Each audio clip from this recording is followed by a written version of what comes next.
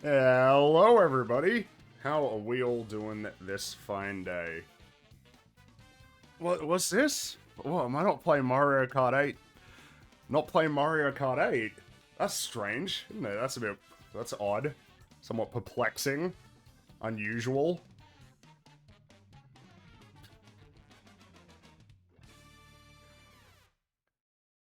You know, something that's kind of fascinating is, you know, new like console launches aren't like that exciting to me anymore, really. You know, like a new console comes out, it's just like, okay. Whereas, before it used to be really exciting. Now it's just kind of like, yeah, alright, yeah, there's a new platform. Obviously, I'm more excited for the game than I am for the platform itself.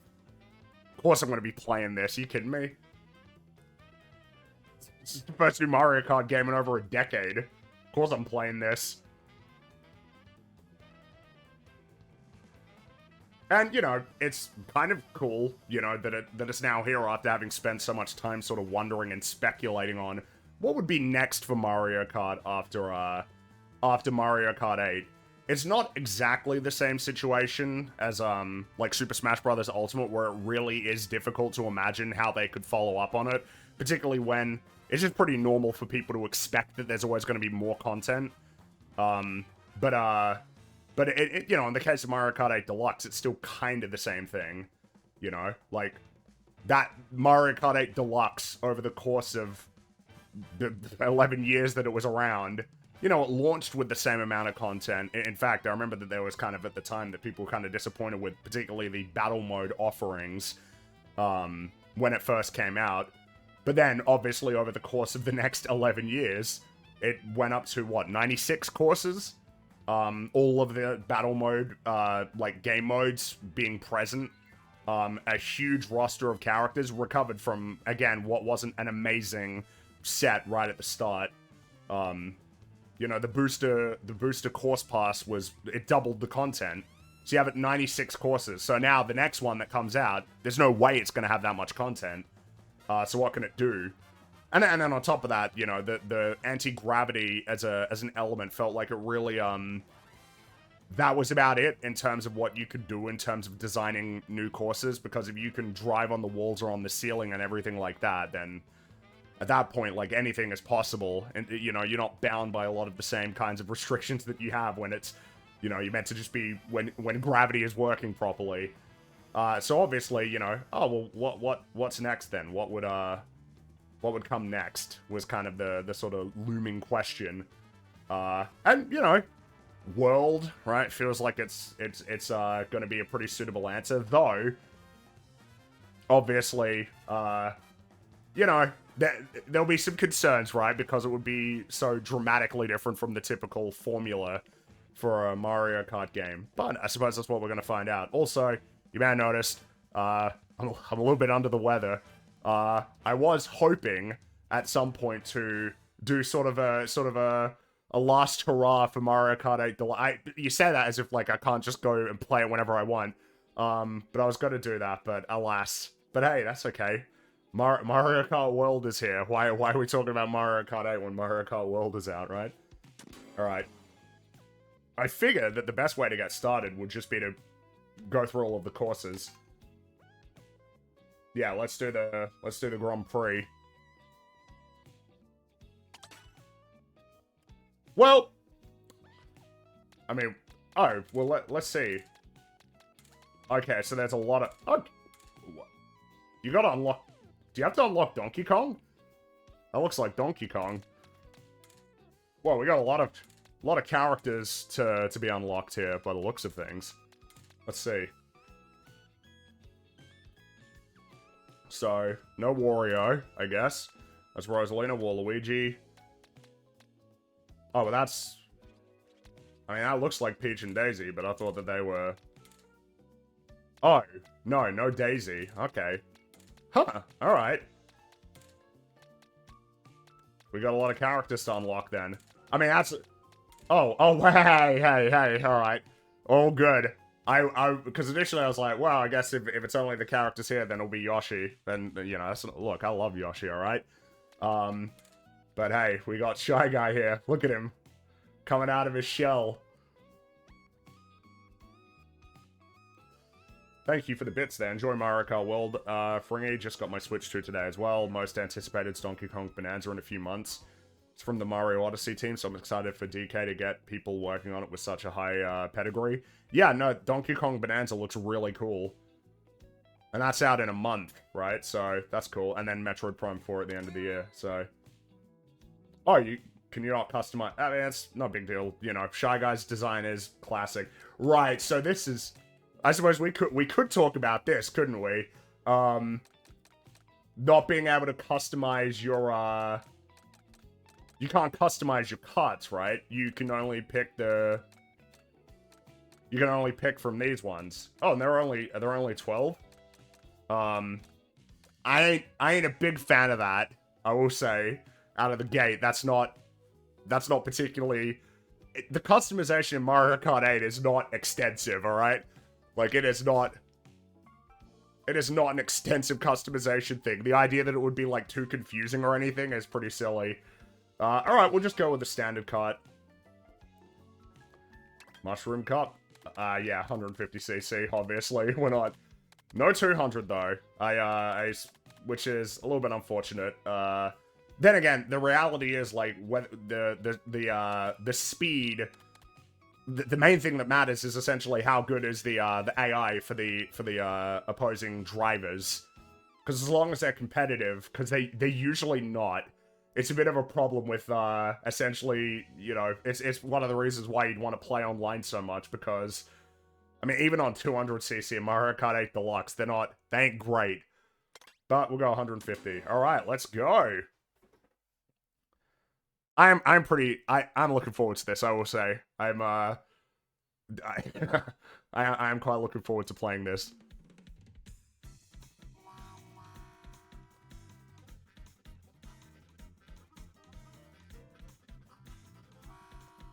Alright, so all of the courses that we're going to be going through for this one.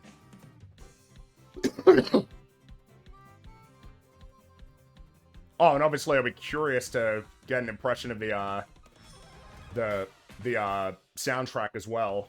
Mario Kart 8 had a really cool jazz fusion soundtrack. Based on the trailers, it seems like this one's got more of a... I mean, particularly with the harmonica, right? Kind of like a southern United States kind of, wow, perfect right at the start, huh?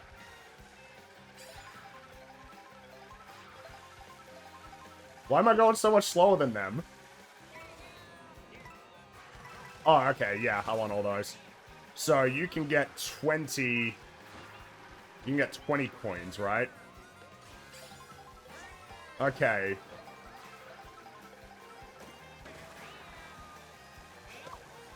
So now it's gonna be...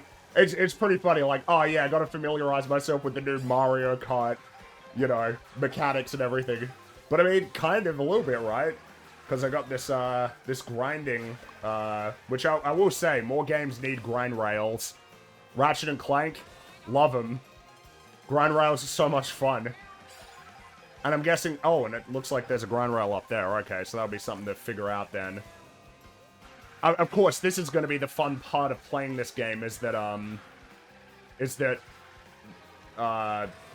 having played Mario Kart 8 Deluxe so much, I'm so familiar with those courses that it's kind of like effortless to navigate them. I say this as if, you know, my performances a lot of the time when I'm streaming are pathetic, but now I gotta, you know, I have to reacquaint myself. I gotta figure out these new levels. Already as well, right away, I gotta say, I'm really enjoying these sort of, bouncy, fluid nature of the animations here. Mario Kart 8 looks great, but it's got a much more sort of rigid feel, whereas here it feels a bit more, dynamic. Good to see you branching out and playing new games. Hey, look, alright? Oh, oh. Ah. That didn't slow me down too much. I wonder if that's a hot take, that it was actually... Oh, yeah, I gotta get used to that as well, that the item is automatically placed behind me. Okay. I think you use that one to jump over stuff, right? First place. Hey, we're off to a good start then. Yeah, that's right. Be proud. Oh, and you got a little crown as well. Look at him. He's not so shy anymore.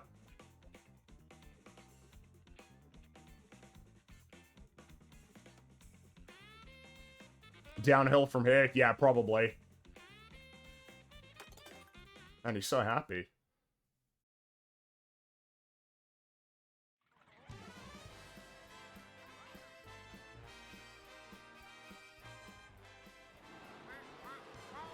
Wait, that sounds like, the Odyssey song.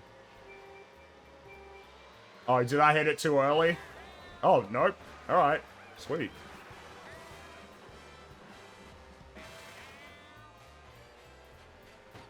Oh, come on. Oh, I was wondering if you could jump. Okay, right. So here's the part where we, Now we're gonna have to see how much fun is it when you gotta drive in a straight line for a while.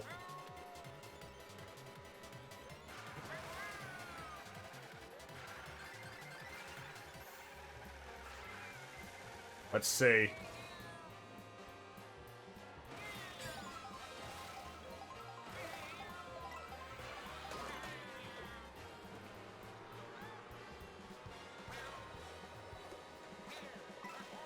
Oh, can I throw this as much as I want now? Oh, didn't mean to throw that. Used to be 3, but it looked like I had a timer there. Ah, yes, of course. One of the better new additions in terms of items. This is just a super useful, like, good one, basically. Not doing me much good right now, though. Oh, yeah, I need to get more coins.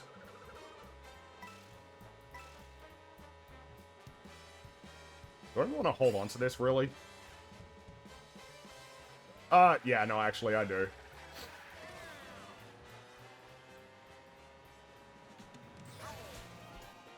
I do enjoy my city levels. Oh, damn it.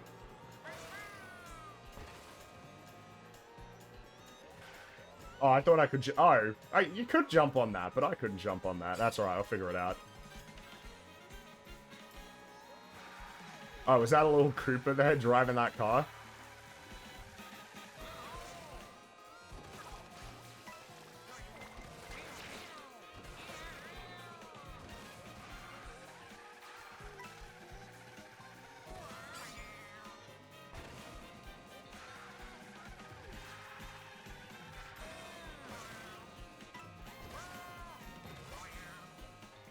Okay. Actually, yeah, I should probably use that, because I do want to get him, and the course is nearly finished. Oh, well, no, okay, yeah, alright. Oh, that's not bad. I'm gonna lose this, though, aren't I? I think I am. Yeah, alright, second place. Alright, well. Look, he's happy, so I should be, but I'm not, though.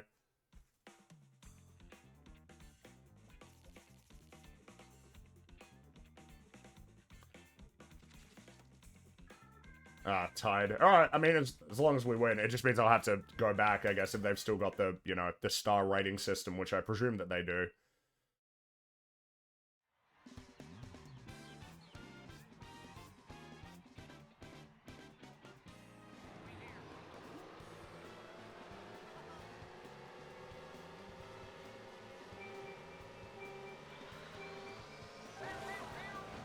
Shy Guy's living his best life. Yeah, he's having a good time. Am I getting any of these? Oh, look at that. He's... yeah, that's fun. Oh, would have been nice if I got another one, though. Everything seems slower. Wow, it's because it's 150. Then again, a lot of the stuff that we were doing was 150. Might have to do with the coins as well, because coins give you more speed. And I don't have many right now. I don't know if this is actually a shortcut. Oh, yeah. Alright, that's a shortcut.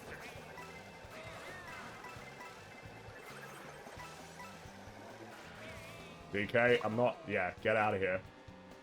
Get lost. Alright. Feels like 100. This is 150.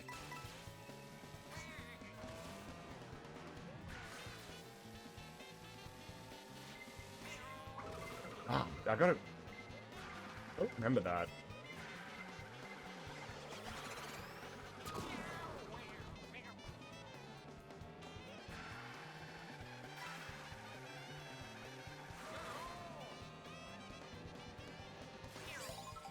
Also got to figure out all of this. Yeah, see, Donkey Kong, he's got it figured out. He knows how to do all of that stuff. Quite like the aesthetics. Yeah, I mean, it might be a bit too early to say that, but yeah, I do like it as well. Obviously, it'll be interesting to see it across, oh, shit. Yeah, that's what I mean. I gotta figure all this out. Ah!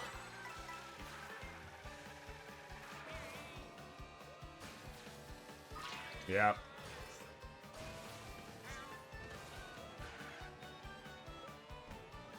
Which, hey, that's fun. To have a little bit more, a new learning curve instead of just, yeah, that, and that as well. I felt like I should have gone, wait a minute, hold on. Is there, like, driving assist on or something? Yeah, okay, let's get that off. Why would that be on by default?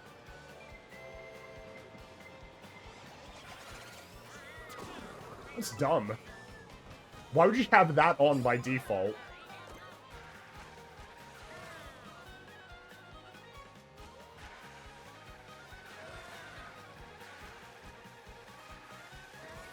Come on, come on, come on, come on. Oh, no, no, no. Alright, cool. I wonder if there's a correlation between me turning that off and then starting to lose more.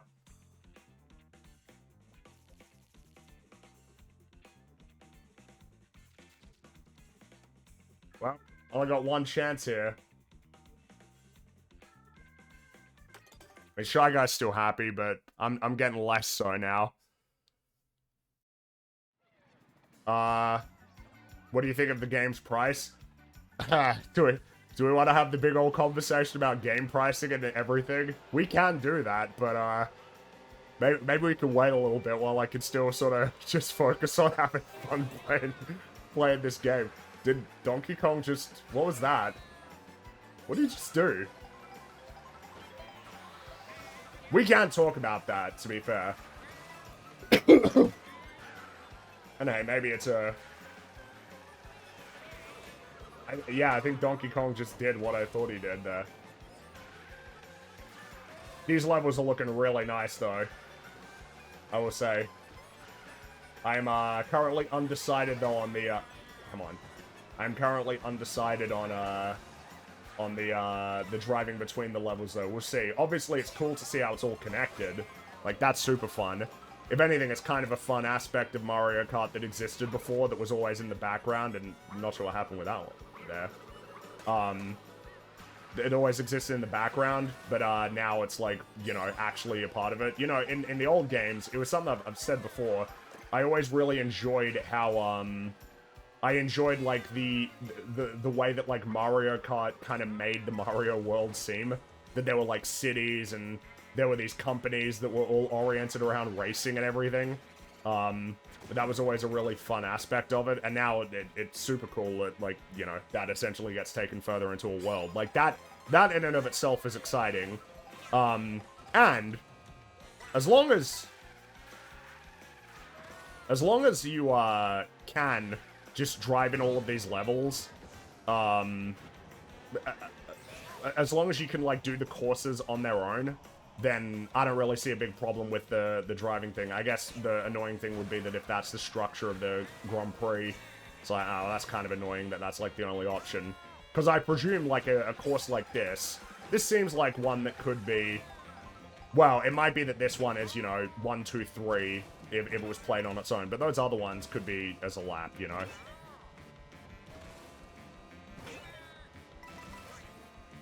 And this is kind of a fun sort of throwback level, isn't it, really? Not in the sense that it's not a retro level, but, why is he so much faster than me? He must be getting more coins, that's why. I gotta, if it's 20, it's like, yeah, I need to be paying more attention to that. I only got 10.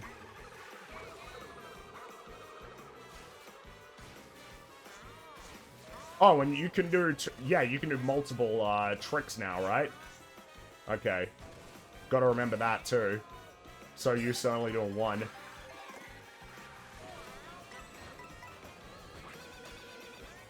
Oh, and you can drive on the walls, right? I gotta imagine that this sort of stuff is gonna make the online particularly exciting.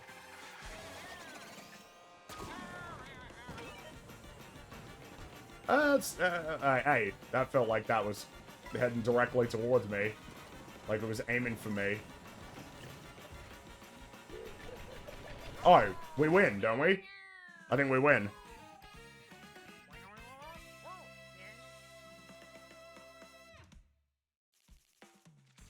Oh, okay, cool. Yeah, alright, that's fine. We'll have to come back and do this later anyway, but, you know.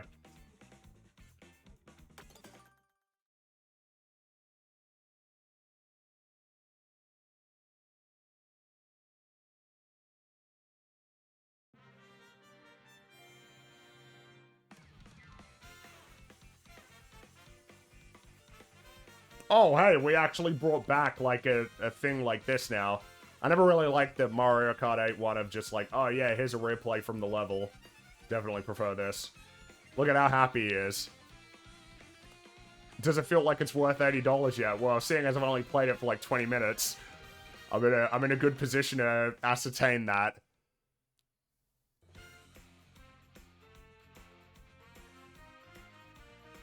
Right, only 1 star then, yeah, so we'll have to do this again, but that's okay. Oh. Oh, hey, you know what?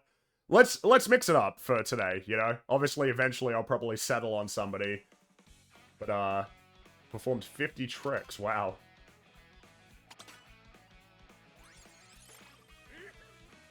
We'll just mix it up. Ah, right, and of course, the redesign for Donkey Kong, right? That's a conversation that I'm not really that interested in having. Oh, okay, here we go. Do I want higher speed or acceleration? Let's try this one. Okay. Alright. Shy Guy Bazaar, that was Mario Kart 7, right? Airship. Okay, Wario Stadium, right. Because that one was all new courses. We could actually just take a look and see what we got here. Mario Brothers Circuit, Crown City, Whistle Top Summit, and DK Spaceport, that's all new. Desert Hills, I think that's new. Shy Guy Bazaar is retro. Wario Stadium could be retro, it depends. Airship Fortress, that's retro. DK Pass is retro. Starview Peak is new. Sky High Sunday is retro. Wario's Galleon, that was... Is that new? That's new. There was a shipyard, though, in 7, right? Koopa Troopa Beach, that's retro. Faraway Oasis is new. Crown City, that's new. Peach Stadium, that's got to be new. Peach Beach. Was that Peach Beach? That's not what it was called in Double Dash, right? Salty Speedway. No, that's new. Dino Jungle. Oh, that's Double Dash. Great question mark block ruins. That one is new, I assume. Cheap Falls, that's retro. Dandelion Depths, that's new. Boost Cinema, that's new. Dry Bones, but that's a lot of new. Then again, that's only right because I guess we're gonna have to unlock the special cup then. Moo Moo Meadows, Toad's Factory's back, okay, and then Bowser's Castle, that'll be new. All right, so that's a lot more new ones than retro ones, right? Maybe I should have kept track. That seems like a lot more new ones than retro. I don't mind, necessarily.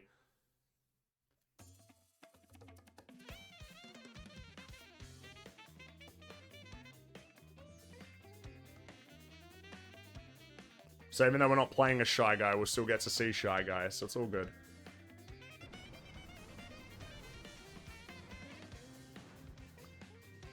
Would you want them to include franchises out of the Mario universe, like in Mario Kart 8? Yeah, I'm okay with that. I don't mind that, at all. Like, guest characters and stuff. I'll be curious to see what the, what new levels there are gonna be, essentially, later on. I could imagine you just add new continents or something, right?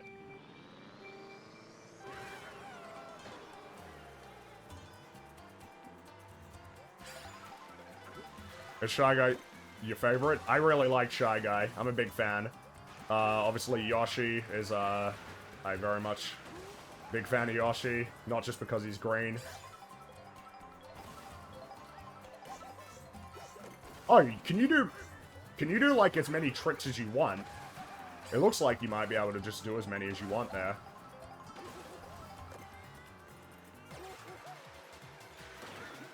Oh my god. I think I might, there's only so much of that I can take, I think. Of the dab.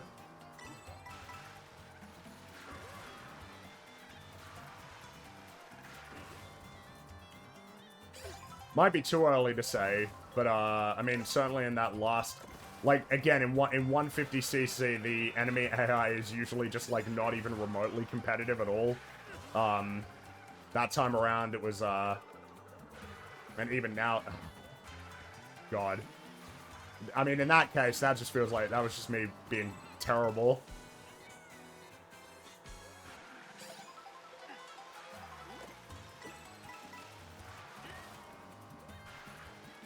Those guys look like they're having fun.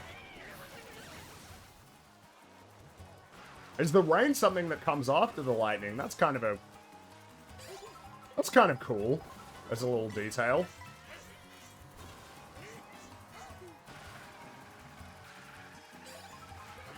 Ah, damn it. I'm about to lose here, aren't I? Yep. I gotta... Ah! I gotta get used to the handling. Yeah, that's what it is. It's the handling. I gotta get used to that, yeah. I mean, he's happy. I'm not. Yeah, I mean, we can talk about the price stuff, though, I suppose. It's a relevant topic. If you were to ask me, do you think that do you think that there would be any sufficient response that could be mustered that would prevent the prices of games from going up? My answer would basically be no. The only way that would ever happen would be essentially organically. The way that, you know, you would expect that prices should be dictated, which is ultimately, like, if people don't feel like anything is worth the price that they're being charged for, then they're just not gonna get it. And that's it. But the idea of, like, an almost coordinated response...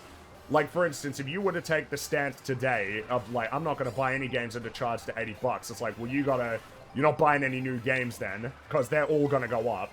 Because, there's just no way, there's no way, for starters, that there are even, like, enough people who are clued in on the, like, the idea of a $60 game, like, that as a sort of a term, that feels like it is very much exclusively belongs to people who are, like, engaged in essentially discussions about video games on the internet. I don't know that the average person, they might have some awareness of the average cost of a game in kind of the same way that everybody has an understanding of the average cost of a movie. But I don't think that they know, and I'm not sure how much they care. When Call of Duty is making as much money as it is off battle passes, which as far as I'm concerned, obviously offer less value compared to, like, the amount that you would pay for a full-blown game. Man, yeah, follow right behind him. You know, like, the amount of money that gets paid for, yeah, because I was about to run into that. That's why. Alright, get around that stuff. Man, that guy's getting way ahead. Who's that? Is that Blue Yoshi? Getting way ahead of me. The amount of money that you pay for, like, you know, post-launch content, you know, relative to the amount of content you're getting, like, the idea of paying anything more than, like, $1 for a skin, for example, is kind of absurd, right? With the amount of art assets that you would have to have in a game like this, for instance, that a single asset, like one, would cost even, like, an appreciable fraction of, like, what the actual game costs is, like, pretty absurd, right? But that's almost like normal, right? It's almost like every time the game, even if it is a premium purchase, is still going to be greater value for money than the kind of amount of money that you would be spending on, like, post-launch content or DLC and stuff like that. My point being that if business models like that are successful, then there's no way that, like, a $10 increase on the price of an actual full-blown game is going to be seen as, like, too much. that it would seriously... Oh, is that... Oh, it's already over. And second place, cool. It's not going to be seen as a, as, like, nearly significant enough to prevent somebody from buying a game. And then, of course, there just comes back to the sort of, the question of, like, well, the valuation of a game is obviously going to vary a lot. In a sense, it is kind of silly that there is, like, a set price point for games, given all of the variables of how long they are, what the replay value is, how much they cost to make. You could probably say the same for films as well, though, right? That films, it costs the same to buy a ticket to basically any film, even though, you know, they have, you know, varying runtimes and budgets. It's just that the runtime variation is not nearly as significant as here. Like, what is the total playtime of this game? It's like, well, I guess you could judge it by how long it takes to beat all of the Grand Prix. But, I mean, I don't know if that's a good way of judging it, right? Oh, there was a skin there. Missed it. But, I mean, you know, I think the truth is, the reality is that basically anybody would be willing to spend $80 on a game, depending on the game. It would be very rare to find somebody who would be like, no, like, I flatly object to the idea that I would ever spend that much money on any video game ever, even if it offered me, like, 1,000 hours of insanely amazing content. Oh, alright. Oh, whoops. Does that mean that I've unlocked that character? That's kind of a fun way to unlock it.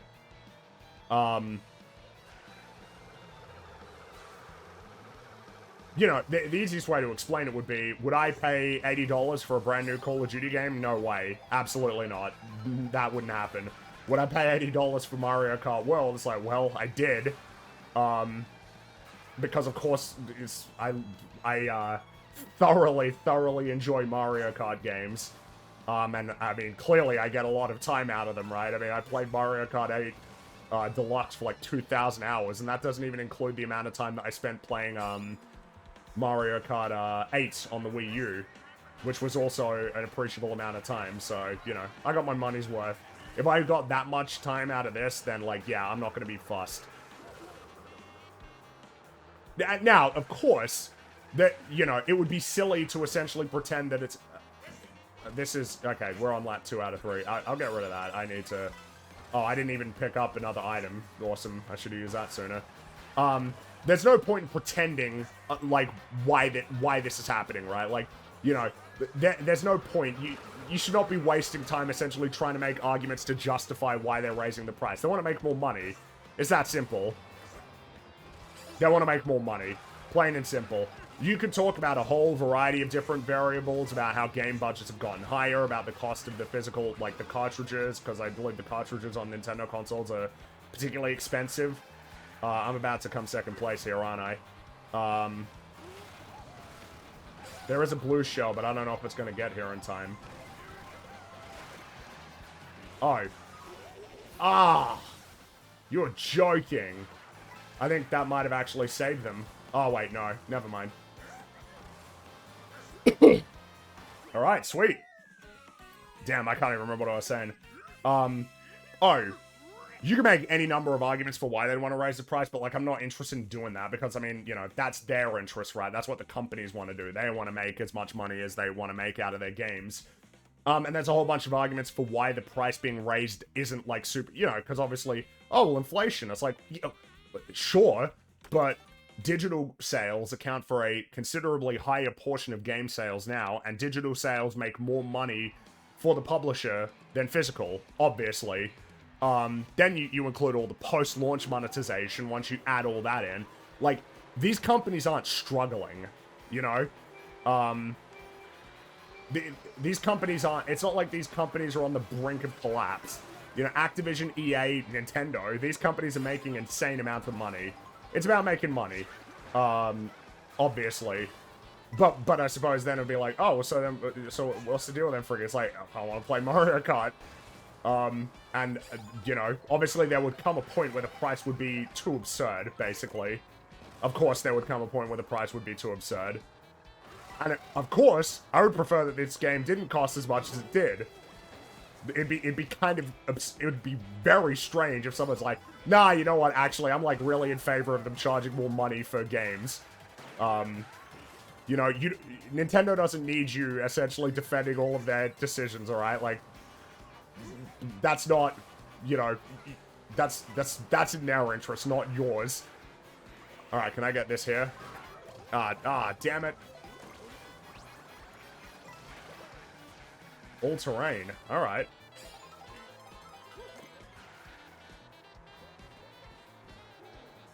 Do you not cover someone on EFAP who said games should be more expensive? Yeah, I think it was extra credits, right? It's like, you don't need to go making the case for them, you know? Like, that's not something you need to be doing. Because, of course, you know, if someone said, like, okay, so Fringy, what's, like, your recommendation then? What do you, like, suggest that people do? What attitude should they take into this? It's like, well, I mean, at the end of the day, you know, you should only be making the decisions that you... That was a really good use of that item, jumping over the items that I needed. This is a good course, though. Mario Kart DS had some really cool courses. It's kind of impressive considering how much power were they working with for that, you know? But I remember at the time, like, wow, it's a 3D Mario Kart game on a handheld. I keep forgetting that I can... Oh, for a second I thought I was maybe going to be able to, damn it. I gotta speed up. I'm not liking my odds here right now. That was a really cool animation for throwing it. DK, you can stop with the dabs, alright?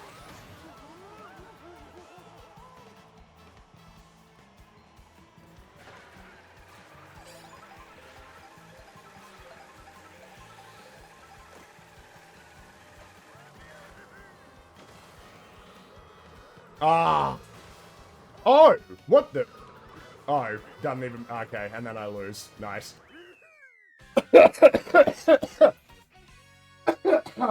Jeez.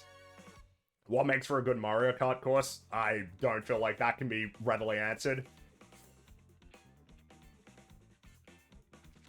Third place. I'm still on the podium. Hey, I mean, I guess I don't mind that I have to actually, you know... replay again. Yes, as a reminder, I'm a little bit under the weather, so try not to explode your eardrums with coughing. What do you think about the scenarios where the game says they're relatively the same price 5 or 10 or 15 years later? Well, that's another thing that can be added, right, as a criticism of Nintendo, is they're raising the price, but Nintendo is kind of known for essentially never putting their games on sale, or very, very rarely doing so. This game will cost $80 5 years from now, compared to basically every other game from, like, every other company that's generally going to be reducing in price. So there's something to be said about that, right? It's like, it's not just that it's $80, but that, unlocked a new vehicle. Alright. But that it will be that price basically, like, until the end of time. Hey, Daisy. We're not gonna play as you, we'll play as Yoshi.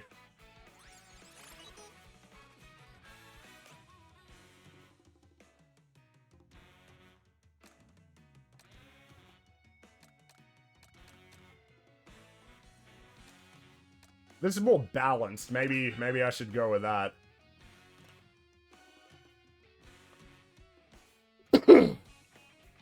Alright, so I guess this is a snow-themed one, which is fun, because I do like snow themes. And it's Star Cup, which is usually the best one. That's not a controversial thing to say, right? Star Cup is generally, reliably, like, the best. Music seems pretty good so far as well. That's not a surprise to me at all.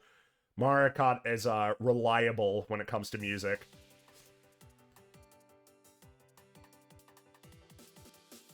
Fringy, you've had the game for half an hour. Third place is understandable. No, first place every single race. No exceptions. I'm surprised they brought this back as a retro one, but, maybe I shouldn't be, though. I mean, I don't know why there'd be any reason why something from the Booster Course Pass couldn't be a retro course.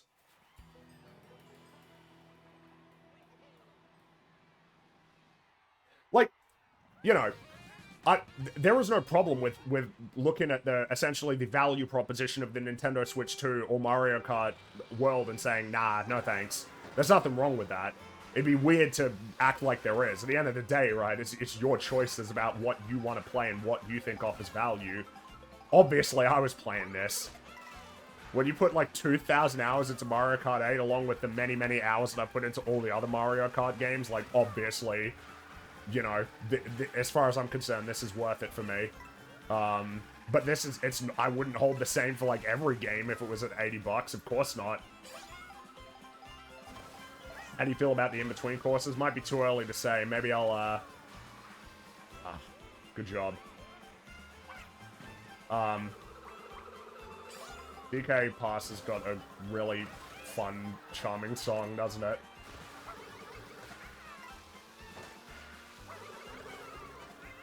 We'll see how I feel about the in-between courses. So far, it's hard to say. Like I said, I don't think I would have a big problem with them, even if I were to consider them, like, lesser than the properly designed courses, which I think they'd have to be, because of the function that they serve. Like, as long as you can do, like, 3 laps like this, which I assume is the case. A lot of those levels look like they're designed to be run in 3 laps.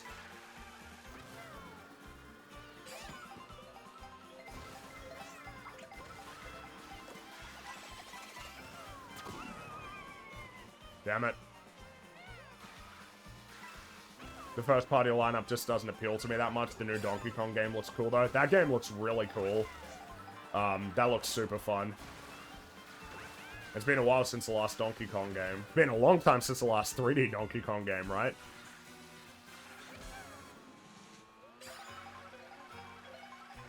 I think the main thing I'm going to have to get used to is the handling. The handling is a little bit different, obviously.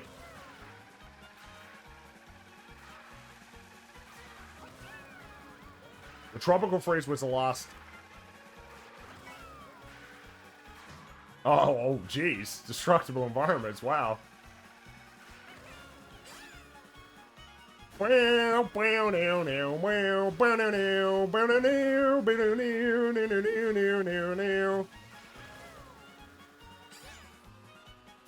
Alright, first place.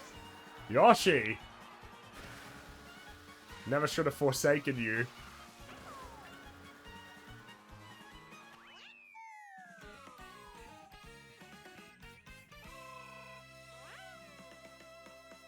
Oh, that crown. You deserve it, King.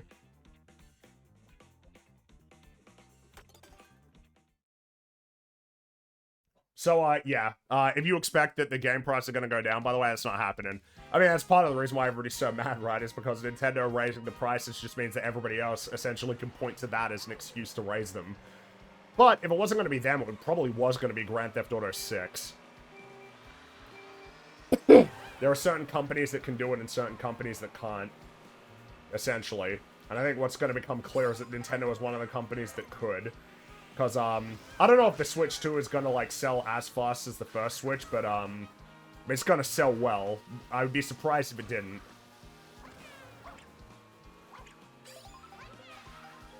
Part of the reason why Nintendo can do it is because Nintendo is just really reliable when it comes to making, like, fun, quality video games.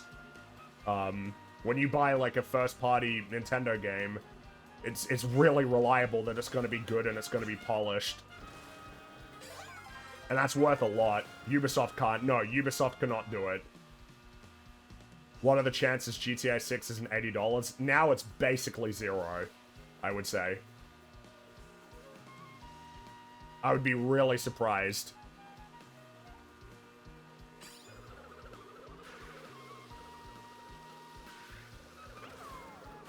I mean, the reality is, if Nintendo didn't do it, it probably still would have happened.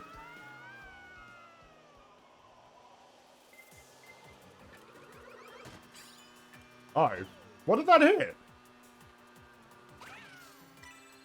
I was holding on to that for too long. I need to get more of these coins. I guess it would make sense for Rosalina to win in what looks to be a Rosalina-themed level, but I don't care about the themes here. I just want to win. See ya.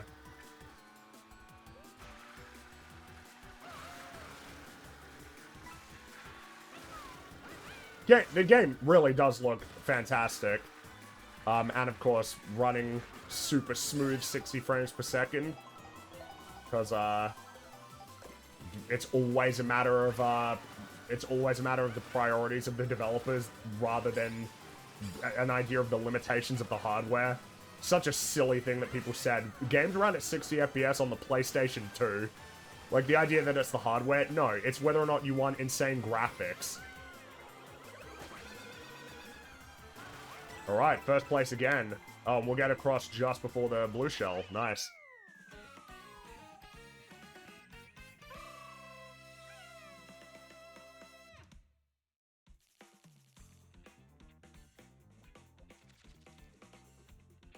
GTA gonna follow the Rockstar tradition and get delayed a second time? Maybe. I don't know. I think it doesn't look that much better than the last one. I mean, Mario Kart 8 Deluxe looks pretty good for a game that came out, 11 years ago, would be what I'd say. This is not a game that I look at and think, man, this is really lacking in terms of the visuals. And of course, the fact that they're trying to strive for more of a cartoony sort of art style as well. Whereas again, and it was something I did like about Mario Kart 8, the art style was kind of a stylized realism. Not that it was trying to be, like, super realistic, but definitely that there was more of an effort to have, like, realistic textures and everything. But yeah, and plus the fact that, this is actually, 1080p. Though, I don't know if it's not 4K, is it? I mean, I wouldn't know. I'm not playing this on a 4K TV, but, no, I believe, Metroid Prime, 4 is going to run at 4K 60 FPS, right? Or 1080p 120 FPS, which is just, like, insane. And really cool.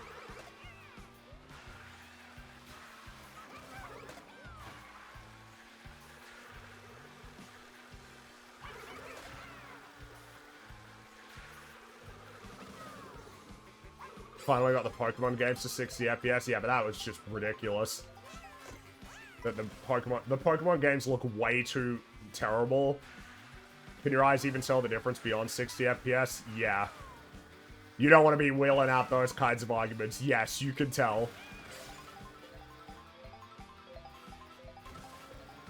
Why do you think that, like, basically all competitive, like, esports, that every single one of them, they're going to be playing on, high refresh monitors? Oh, damn it. I'm missing out on the unlocks.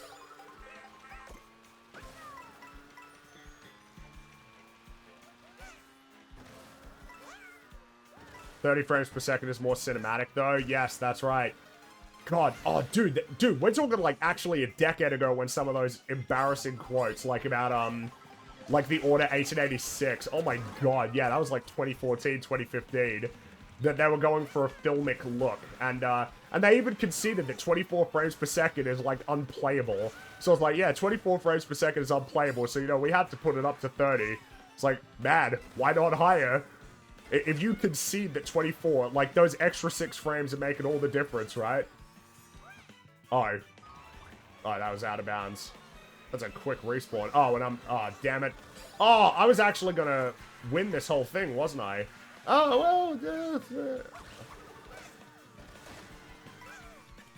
alright, never mind. We're still there.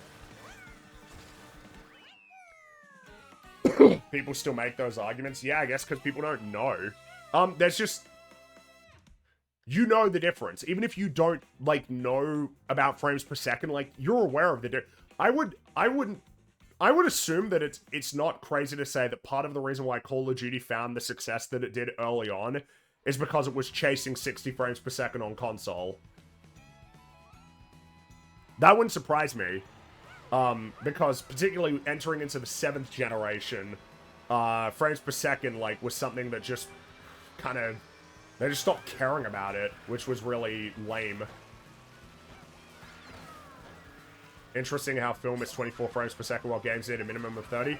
I mean, I suppose, it's pretty straightforward. It's interactive. When it's interactive, the frame rate matters more, because the frame rate directly has, the frame rate is directly related to input delay. If there are less frames, it means that it must take longer for the input to be recognized. And because you need to receive and respond to that information, the more frames that you have, it's just the more information that's available for your brain. You know, there is a reason why, at this point, you know, and fortunately it's starting to become the case that basically, I was like, oh, if I drive there, that'll make me go faster, but I don't think it did. Does that banana float? It does. I didn't know that bananas could float on water. Oh, they got, like, snow effects as well. Hey, these water effects are, like, not bad, honestly. It actually looks like he's sort of, you know, the water isn't just flat as a surface. It's, like, actually... I don't... This ain't any crazy stuff. Video games have had that for, like, the last 20 years, but still, you know, I appreciate it.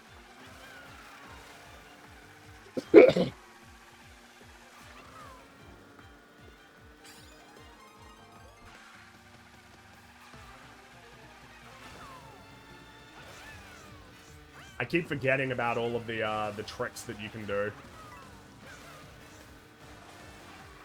Makes me wonder if the skill ceiling for this game is going to be dramatically higher than in typical Mario Kart sort of games. Talked about it before. Crash Team Racing has superior mechanics to Mario Kart. What do you think would make you hesitate in buying a new Mario Kart entry? I mean, if it costs like $200, that might be something that I wouldn't want to be paying. If it was like severely lacking in content, that might be something as well that would turn me off. I mean, nothing really that would ever actually be the case. Oh, we totally Yoshi. I feel like I want to mix it up just so that we can mix it up for this stream. Yeah, no, let's do that. Well, you know, Yoshi, he brought us to victory here, but we'll mix it up.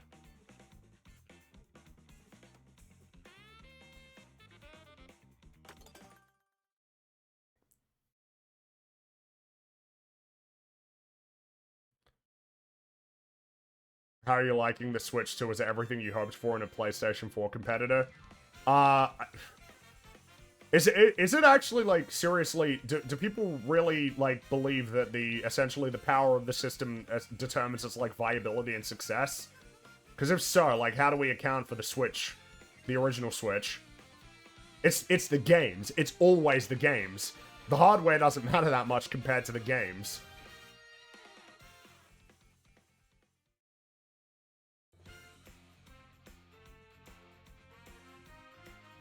Just love the meme. Yeah, fair enough. Oh, we got Rosalina. Oh, yeah, sure. We'll I guess that makes sense given the level.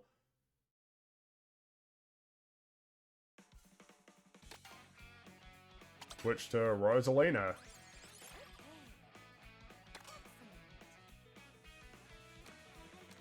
Oh, okay, so I was wondering, it's like, really? Only 12 cards? But,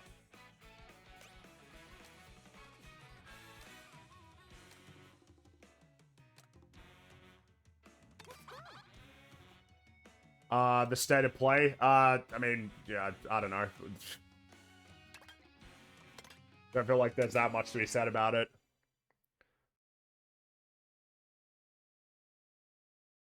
I mean, any of the games that you could look at and say, oh, this could be kind of interesting. It's like, well, I need to see gameplay though.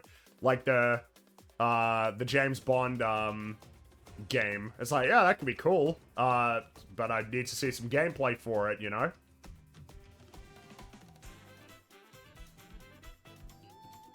Back to the city then.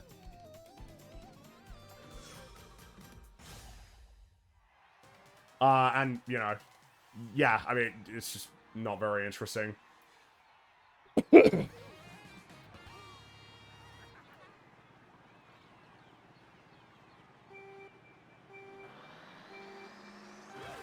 But I guess, you know, it's the not E3 sort of time of year, I guess. Because I guess it's kind of funny that the Switch 2 was launched, like, within that window. But, this is the not E3 year. Not year, like, time of year. So, there was that, and I guess that's what Sony had to show, which, you know. It seriously has been a big problem for, like, PlayStation and Xbox. Maybe Probably less so Xbox if you were to actually, you know, sort of think about it. The number of exclusive games. It's like really not good, actually, how few there are.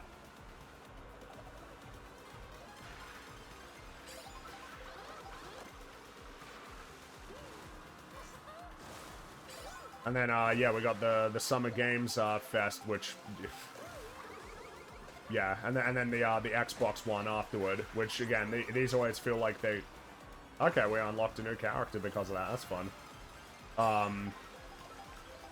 Xbox, it really does kind of feel like they have something that they got to prove, because for all of the companies that they've acquired, like, I don't know, I mean, have the results been that good for them? Has any of the oh, oh wait, we got 5 laps here. All right, never mind. I was like, oh shit, we're about to lose here. You know, Microsoft acquired like a lot of these companies, and a lot of the games that they essentially acquired like have not done well for them. Starfield was a massive disappointment. Obviously, they clearly had high hopes for that. There's no way that Indiana Jones game sold well, and it looks like Doom: The Dark Ages hasn't sold particularly well either. I guess I got the Activision stuff, but I mean, you know, it's just Call of Duty, right? So, but that Bethesda acquisition feels like it hasn't yielded great results for them.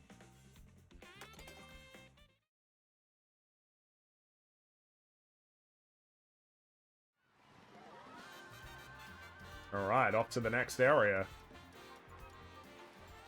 I like that, at least so far, it seems like each of the cups, because of because of the levels having to sort of be geographically located close to each other, means that they have certain theming. It looks like beach is going to be the theme of this one. That's kind of a fun thing to have for them.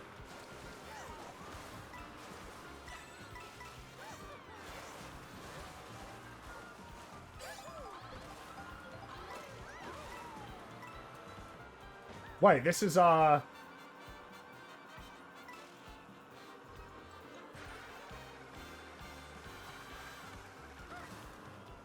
it's gonna drive me crazy that I've forgotten what this song is from. Seems like they've got a good number of, remixes between, the levels, which is fun. Oh, well, maybe it isn't a beach. It looks like we're heading into sort of a savannah area. What was that? That's a big armadillo. Oh, yeah, drive right into it. Now that you've played for an hour, what's your fully formed opinion? Wow. I think it's pretty fun. Damn it. But I won't feel that way if I start losing. Not just Mario Kart remixes, but music from a bunch of Mario games. Well, yeah, because I had the Jump Up Superstar, right? Whatever the song is called from Odyssey. That one.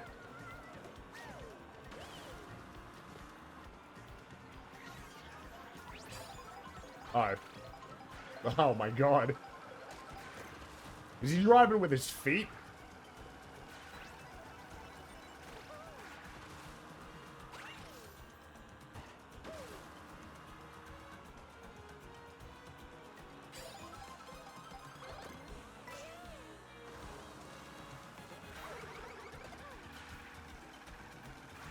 There's like 80 characters in this game, yeah, which is cool. Was that one from 3D World? Ah. Oh wow, you pick up speed like instantly on that. Gotta remember, you can do more than one trick.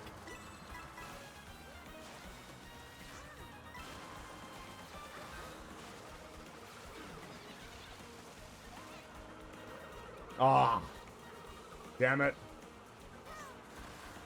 I had high hopes for you, Rosalita, but now you're letting me down. You are, not me, messing up here.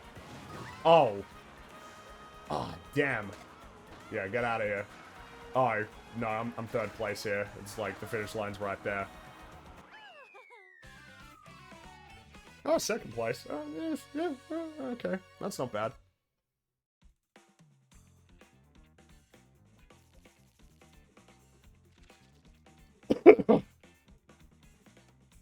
I got no crown. I got that one, but not the one that I wanted. Those draw distances not bad.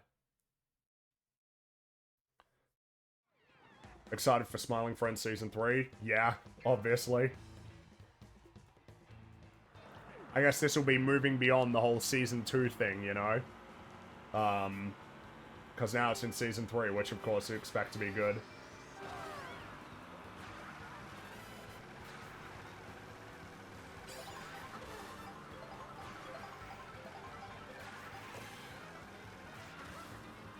Oh, yeah. There's that music.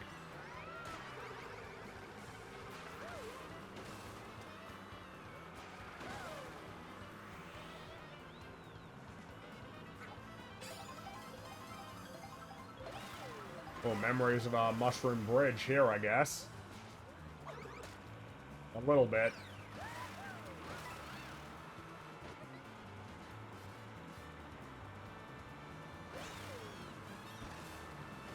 Oh, wow, this is a really long bridge. Oh, okay, you could... Oh, alright, I use them all up. Alright, gotta be a little bit more careful then. Oh, it looks like you can go all the way up those as well. Uh-oh. Oh, yeah. I knew that was gonna happen.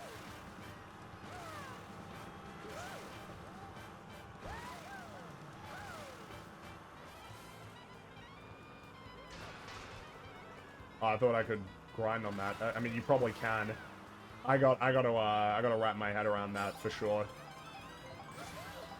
Man, this is a huge bridge. What is that? Ah. Alright, watch out for that. Yep.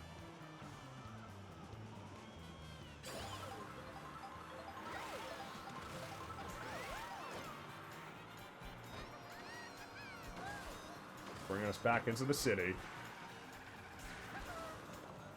How's Oh, I thought I was... How's Mario Kart World doing? Pretty fun so far. Not a surprise, though. Feels like the main thing that they're gonna have to rely on for, I know we're back in a course now, but it seems like the big thing that they have to rely on for those long, stretches is, oh, damn. What they're gonna have to rely on is, like, vehicles and other obstacles sort of getting thrown, at you. Oh, and I gotta remember, you can drive on the walls as well.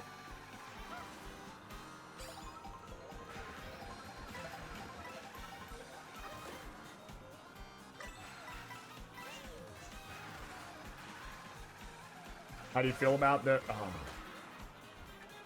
Oh, no! Man.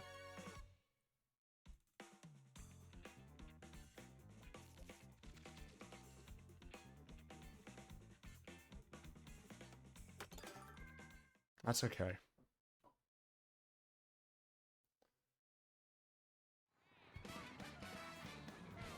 That's okay. I'm not mad.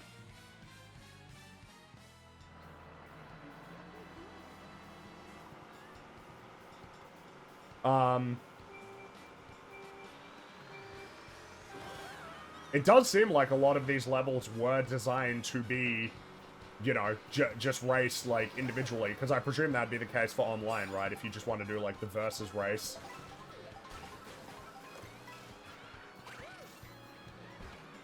Oh, we're doing the Mario Kart 8 theme here. What's that remix?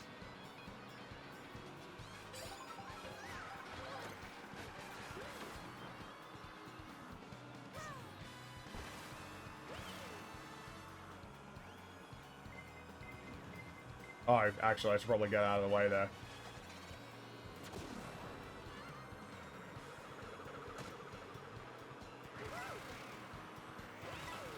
And again, there might need to be a greater density of these obstacles in these levels. I guess part of the problem is it's hard to say, because, like, what does it feel like when you're, you know, in the middle of the pack, which is obviously going to be much more of a common occurrence once I'm playing online.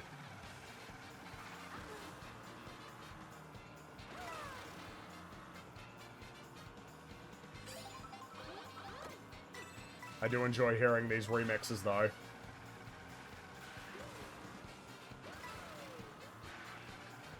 Because that might be something that they're relying on for these big stretches, is the idea that, when it's...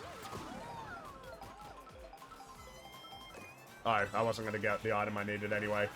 That might be something that they're relying on, because there's so many, you know, because you got 24 races, that having that many will essentially mean that these stretches become more interesting just because of all of the things that you got to navigate around. But, I mean, the reality is, like, they're not going to be as interesting as, like, actual dedicated levels like these. They can't really be, because they have a function to serve, which is getting people from one location to another. There is obviously a value to that. You know, it's kind of obvious, right? Because it shows you the world, and that's like, fun. Ah, well, yeah, that was probably... Oh, never mind. No, I do mind. Okay. Did I win? Did I win?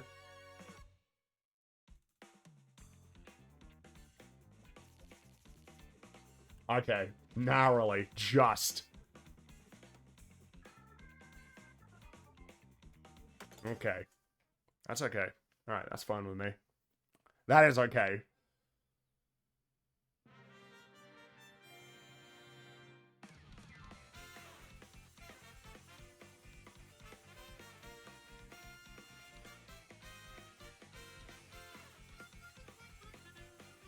Super rude racers? Yeah, I mean, you know, it's not very nice of them.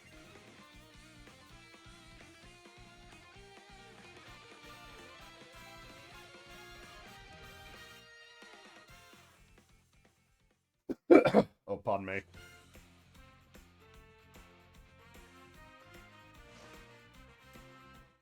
I don't think I want to play as him. He nearly... Because he beat me on that last little, stretch. Not happy about that.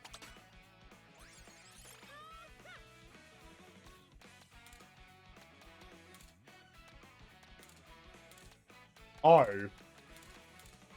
So, like, unlocking different outfits for the characters. Okay, I see.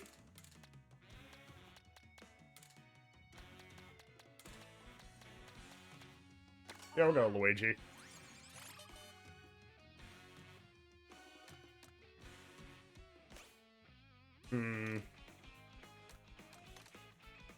It's got good acceleration, but the top speed is not fantastic. Maybe we'll go with this.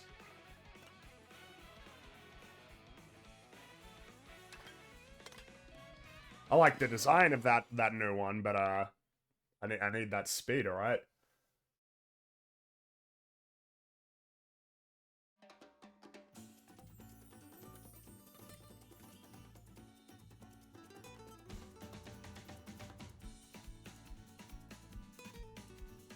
Be prepared for some peak levels. What, coming up? Well, of course we haven't got the special cup yet, which I presume that's gonna unlock once I've completed all the other ones. I assume. It's been so long that I actually do forget that, yeah, you gotta unlock the special cup typically. Because I'm just so used to it always being there.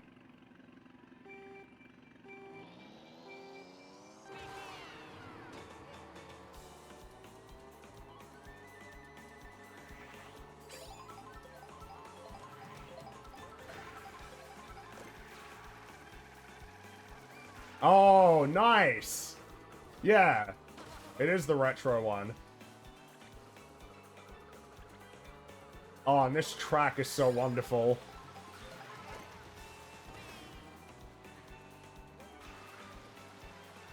Dude, beach levels in Nintendo games, alright? They've just got a vibe. Oh, we're mixing it up a little bit, though. Because I guess that's another thing that they've incorporated to some degree as well, is the, you know, each lap is not necessarily the same.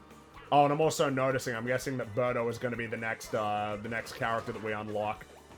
It looks like, whoever you unlocking is the character who's, like, the most competitive in the cup, which it looks like is going to be her.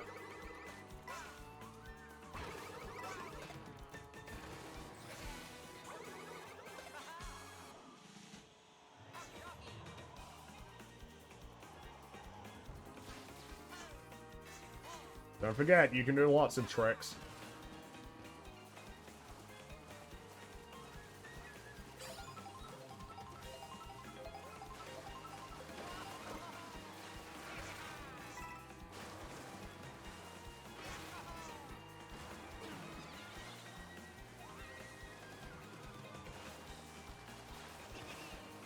Ah, damn it, I thought I was doing well. Nope, missed. There we go. Don't forget, you can do 2 tricks. Alright, first place, that's okay. Put a smile on my face. Yeah, that's right, Luigi.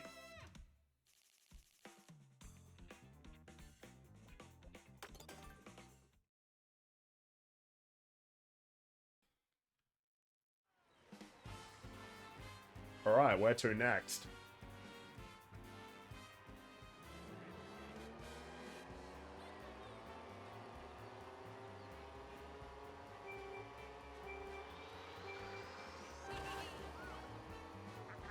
It's crazy that it was 11 years since the last new Mario Kart game, isn't it? There was kind of no reason for them to make a new one for the Switch too when Deluxe was selling so well. The original Switch, that is.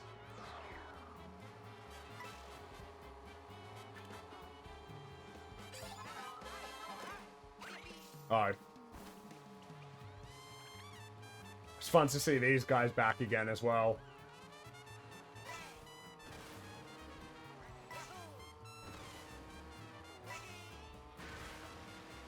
$10 years? It's 11 years. Mario Kart 8 came out in 2014. So, by far the longest... Did get that right, yep. Oh, look at that. Looking forward to seeing what all of the costumes are. Alright. Oh my god.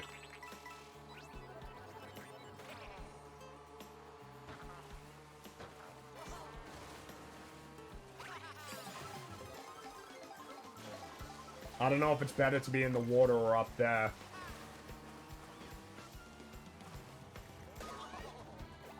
Damn it. Oh, and this is the last lap as well. I don't have much time to... Oh, come on. Oh, really?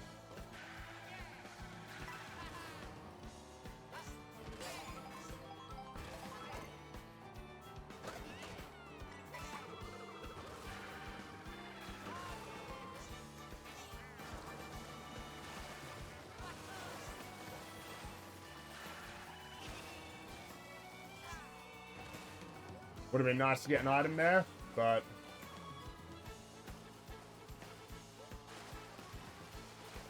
Come on, Luigi. Ah, no. No, you let me down. He nearly let me down again there, because it looks like I was about to get third.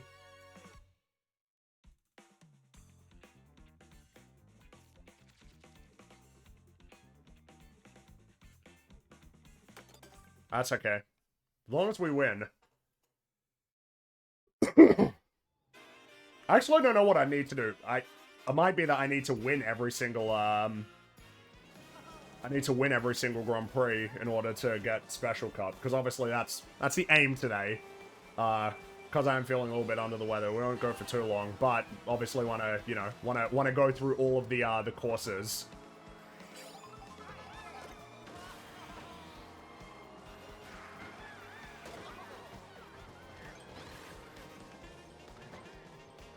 Hey! Dolphin Shoals.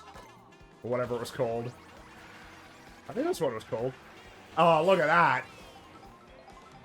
Oh, he's been to Venice. I guess that makes sense. It looks like there's some correspondence to the level that they were in. Or I might just be... Just because there was a lot of, you know, there was waterways in that one. Oh, and he is Italian. I do forget that sometimes. Oh yeah, Mario and Luigi are Italian.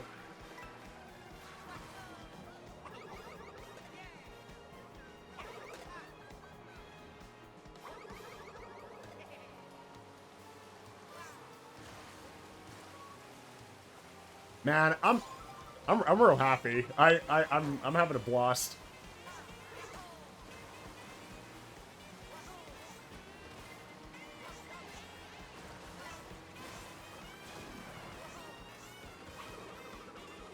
Oh, is he?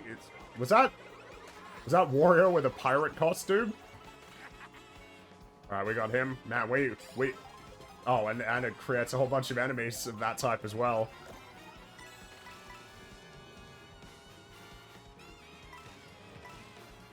We got a few double dash. I mean, we're not there yet, but this upcoming one is from Double Dash.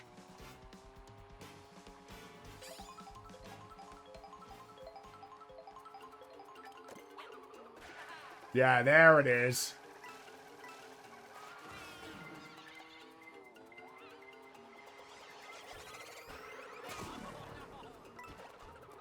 Oh, the physics went a little bit strange there. Yeah, here we go.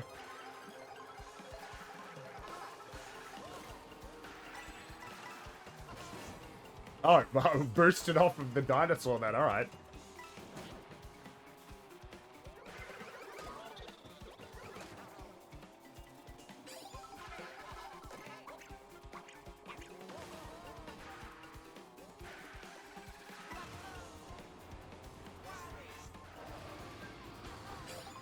And of course, it's a fun aspect of these retro courses is getting to hear the remixes and sort of see how retro courses get integrated into the new game.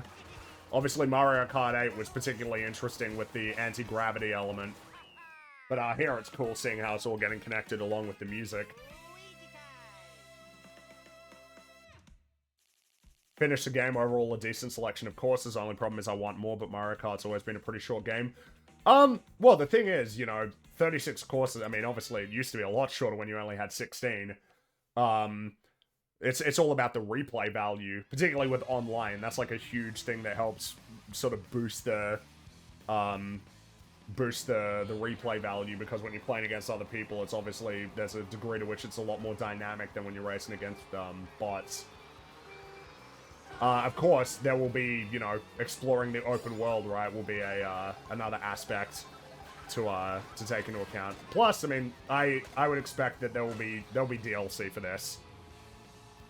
And, of course, my hope is that the DLC will be reasonably this is probably another reason why I'm not as bothered, essentially, about the price of this game, is that the DLC for Mario Kart, there's a precedent for it being, like, almost absurdly, valuable. I remember that the initial DLC that was on for the Wii U, that was just baked into Deluxe, that added, like, that was 16 new courses. So, it increased the value of the game by a third, and I think it only cost $15. And then the booster course pass was only, what, like 25 bucks, and it, like, doubled the content of the game. Now, of course, the booster course pass had, you know, those levels weren't exactly as, detailed as the ones that came before, but still. If it, like, oh, hey! What's going on here?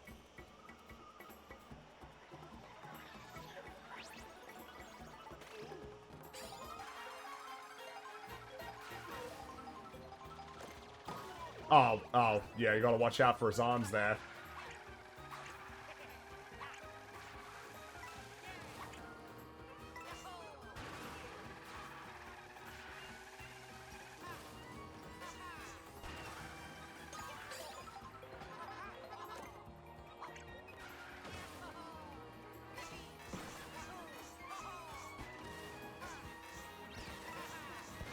Ah!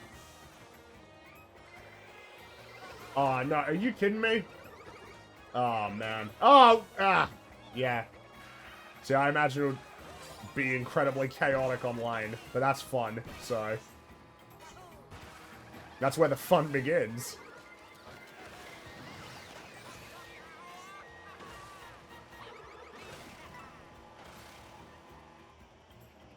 Second place? Yeah, okay, I think I win. This looks like a really cool level. I suppose it is interesting that, yeah, in the Grand Prix, you just don't get to spend that much time in a lot of these levels. because we're only there for like a minute. But in Versus, that'll be super cool to do you go through these levels. I hope they add Anakin. You know, one day. Who knows, right? Nothing is impossible! Just do it! I shouldn't... My voice is still sore. Make your dreams come true! I don't know why. The funniest part is at the end where he does, like, this weird pose. He, like... I don't know what it is. It's, like, right at the end. He just poses again. It's hilarious.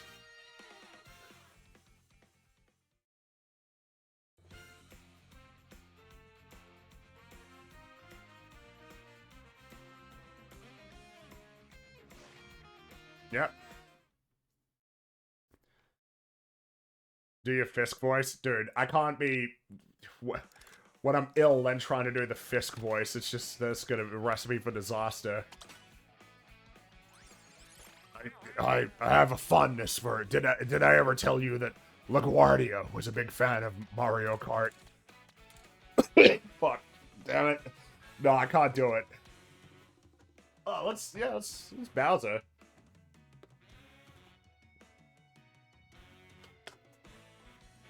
Look at him, he's doing a little dance. It's great.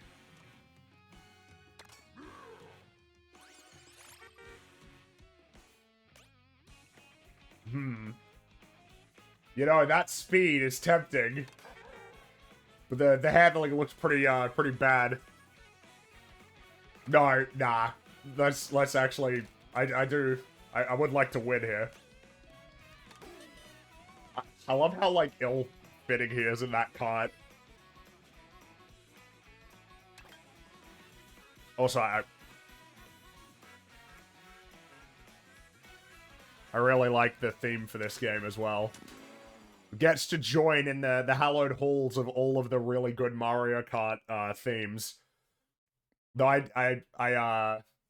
kind of don't like because I've talked about it before. Every single Mario Kart game has its own theme, but baked into that theme is also the sort of the motif of the Mario Kart series.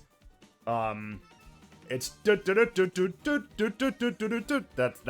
the motif, and every single game incorporates that in some way. I kind of don't like the way that it's incorporated into this theme, even though I like the overall track.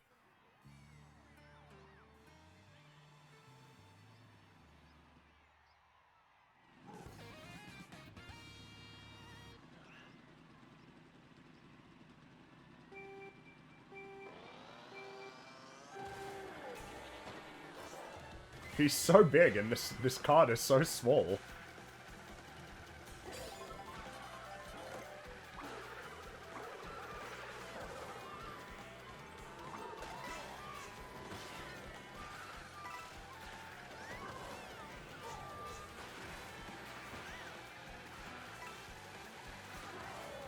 Ah, dude, it's so... look at these levels. Look at this. The art direction is so good. And I guess it's something that they're going to be continuing with, like, with the Mario series overall, but I'm really quite fond of this new sort of embrace of like, really sort of cartoony style. It's interesting to see the eras, because, an interesting one was entering onto the Wii U. Mario entered its, like, jazz era. I don't know what to call it other than that. Super Mario 3D World, Mario Kart 8 Deluxe had, like, very jazz-inspired, you know, well, jazz, they were jazz soundtracks. You know, 3D World with the big band jazz and the jazz fusion for Mario Kart 8. Now it feels like we're in the cartoon sort of era. I know that there's obviously a difference between, you know, when you're talking about music versus, art direction, but still. Bowser, you wanna turn the other way for me? There we go.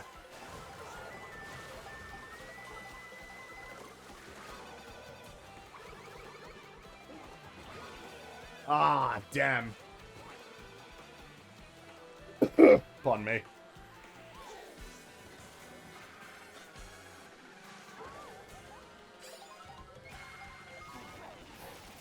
Well, yeah, and of course, having played saxophone myself, I enjoy hearing saxophone in Mario.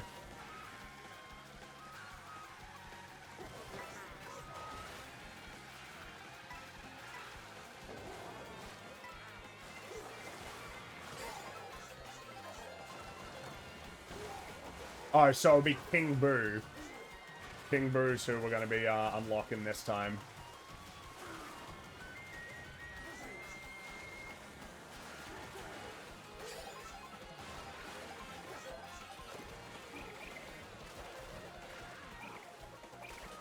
Oh, I don't know why I thought that was the end. Man, Bowser is, we're off to a great start. People say this is a visual downgrade from 8 because of Bloom. I mean, like, Mario Kart 8 looks really good considering when it came out, and considering the hardware that it was released on. Like, that game looks really good. It's fairly obvious that this one looks better, though, to me.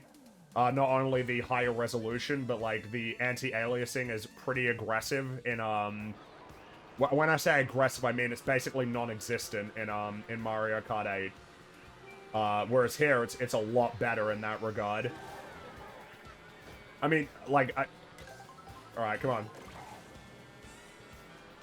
Oh, I didn't get it. Oh, I thought that was meant to give me, like, a costume, but I didn't get one.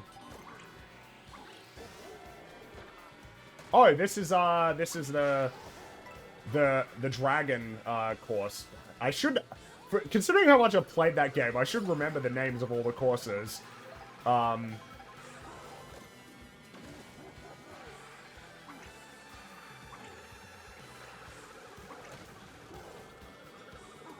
This is a little bit more interesting as this is a bit more windy. I mean, of course, I just enjoy getting to traverse this, like, world. It's like I said, it is a cool selling point of the game, is that it is a big interconnected world. Obviously, you know, open world doesn't mean, like, automatically amazing. There's plenty of open world stuff that's, like, really boring and empty. Dragon Driftway, that's the one. Yeah.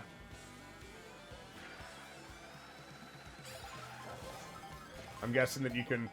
Man, and that's the thing I'm curious about as well, is the level of verticality in these levels once I, you know, start to figure it out.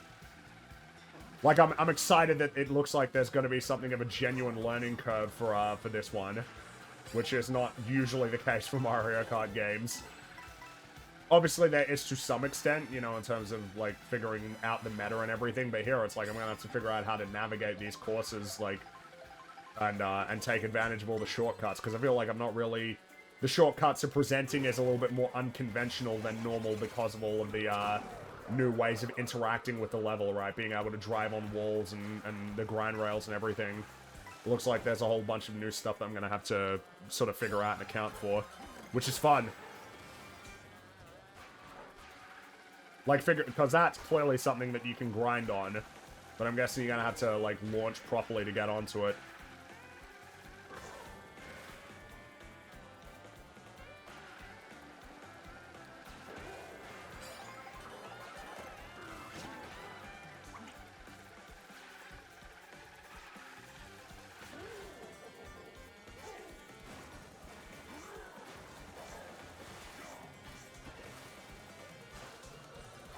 And of course, part of it as well is I've got new courses I need to learn, as opposed to, again, in Mario Kart 8 Deluxe, where I'm so used to the courses that it's almost like I could do them without paying any attention.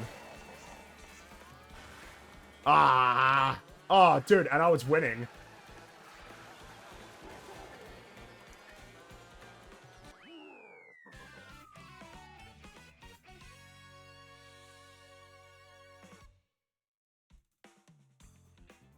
Alright, how are we looking? Oh, God. Alright, well...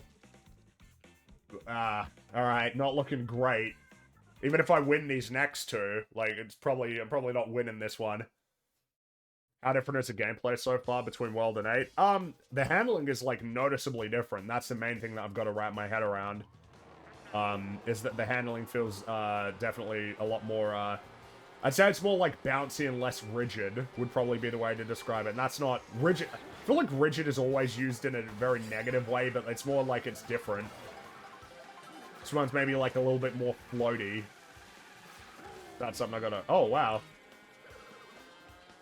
That's the Rosalina course. That's cool as well, seeing the other levels, you know. And plus, sort of figuring out all of... Ah, I missed it. I want to get Bowser a costume as well.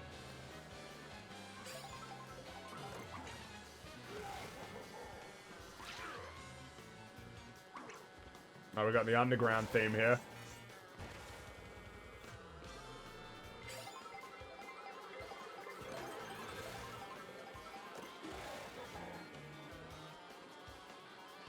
And of course, there are a whole bunch of new levels, 24 players.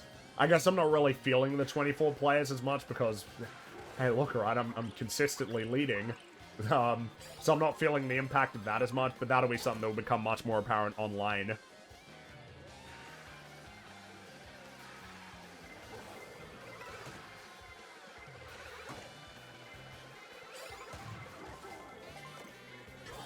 Ah, get him.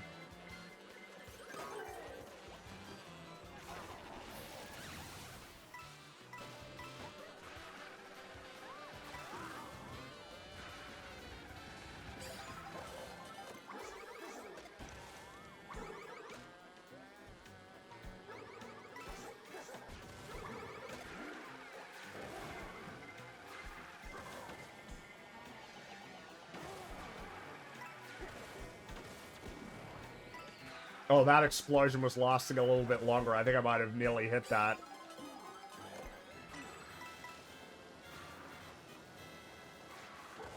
Of course, you know, time will tell essentially, like, where this game ends up sitting, because it's, you know, it's always the way that it works. Is, it takes a bit of time to sort of see... Well, that's really nifty. Pardon me. That's super cool.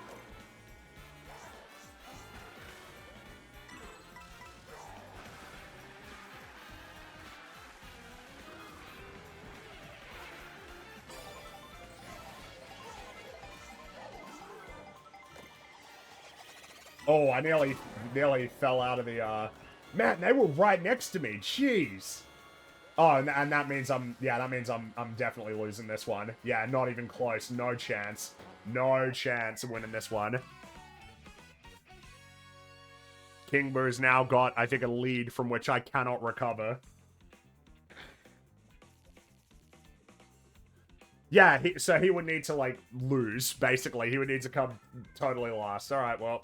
Let me down, Bowser. I mean, I'm glad that you're happy, I guess.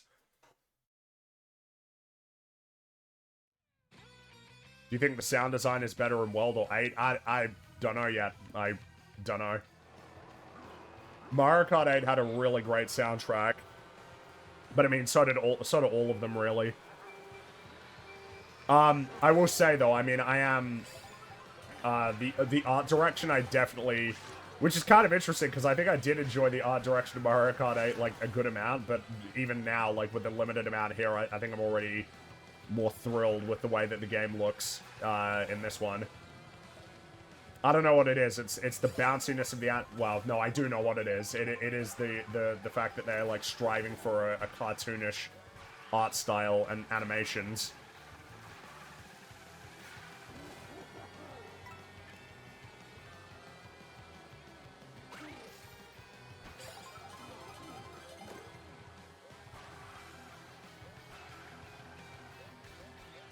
I don't know, I mean, in terms of, you know, this might be something that becomes more apparent in terms of, you know, exploring the open world, but the way in which the levels transition into one another is, like, pretty impressive to me. I don't know how big this world actually is, like, in terms of just its raw size. I assume it's not that big, because there isn't that much of a distance between, the levels. But the way that it sort of transitions into each of the new ones comes across as not, like, hyper-gamey at all, even though it still kind of has that going for it. What I'm saying is that for the amount of variety that is actually present in these levels, the transitions between the courses are, like, relatively seamless.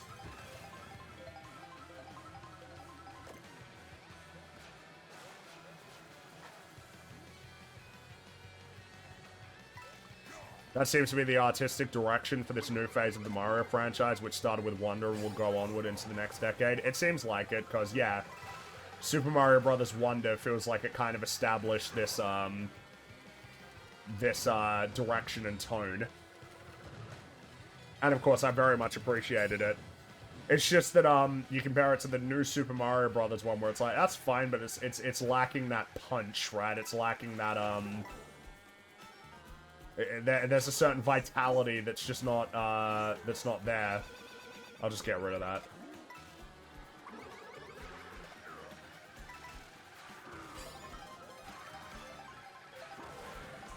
Oh, so we're in Bowser's Castle now, right? Wait, are we? I didn't... No, this isn't Bowser's Castle. Wait, is it? God damn it.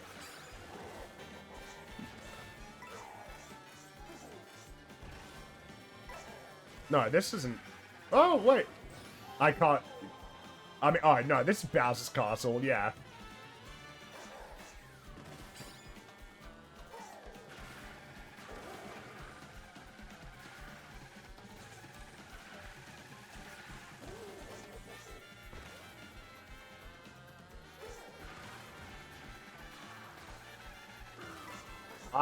This soundtrack is very interesting and I like it. Oh wait, no, this is a Dry Bones course. Yeah, we're not at Bowser's Castle yet, alright.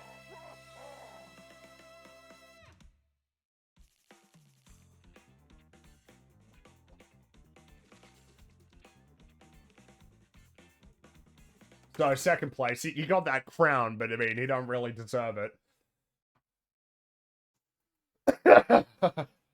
So mean.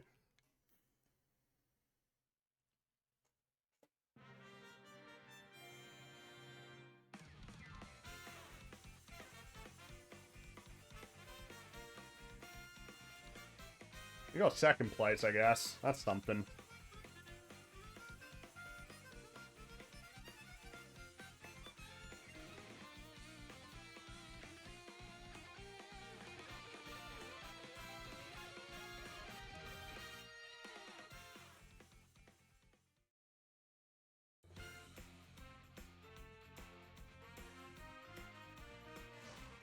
Oh, well, I mean, it doesn't change that I'm still unlocking characters, but...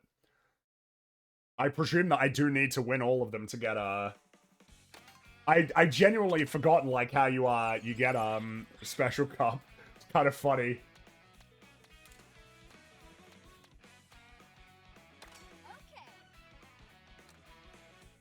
Still got a...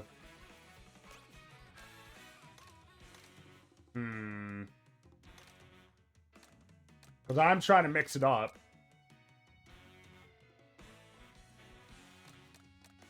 I haven't used any motorcycles yet.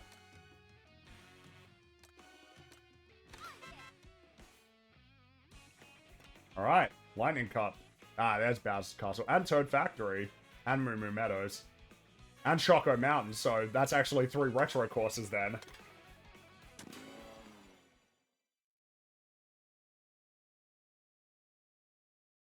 I haven't lost a cup, so I wouldn't know if you need to win all to get this special cup. Alright, okay. I mean, I guess we're about to find out.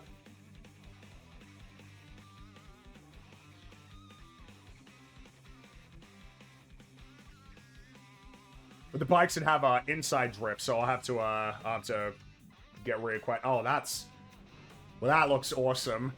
That looks very, very cool.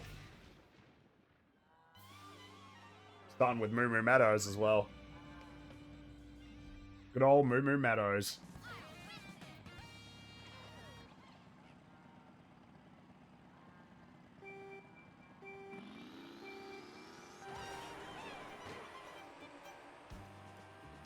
Moo Moo Meadows is a reliable one, isn't it, really?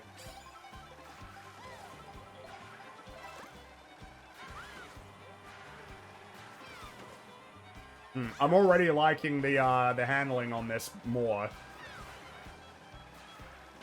It's feeling a little bit more comfortable.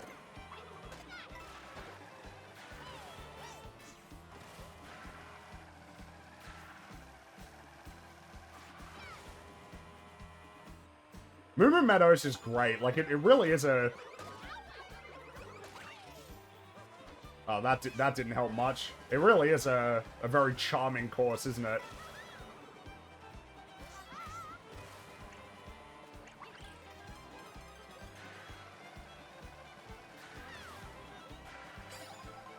Pauline, she's your favorite? No, it probably is Rosalina. Of all the Mario girls, it probably is Rosalina. Super Mario Galaxy is just a little bit too good, you know? But I do really like Pauline. Was Pauline introduced in Odyssey? No, Pauline was the original. She's the OG. She was in Donkey Kong. She was reintroduced in Odyssey, basically. That was like her reintroduction, and now she's like a part of it again, basically. But she's the original. Before Peach.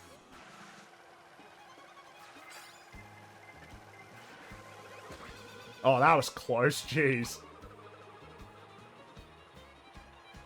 Wait, is that Bowser Jr. as the last? Okay, so Bowser Jr. will be the one to unlock in this, Thank you for hitting that cow. That helps me.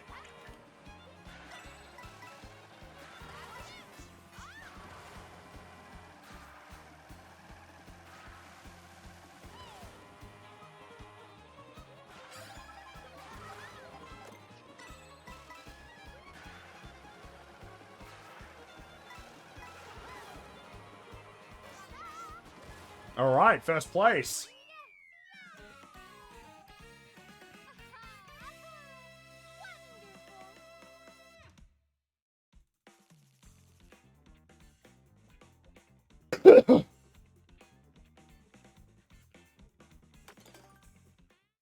There was one that I won with was it I can't remember because there was one that where we won all of them, so we got the 3 stars. Oh, we got the athletic theme there. Yeah, you weren't kidding. It's a remixes from a whole bunch of Mario games, not just Mario Kart.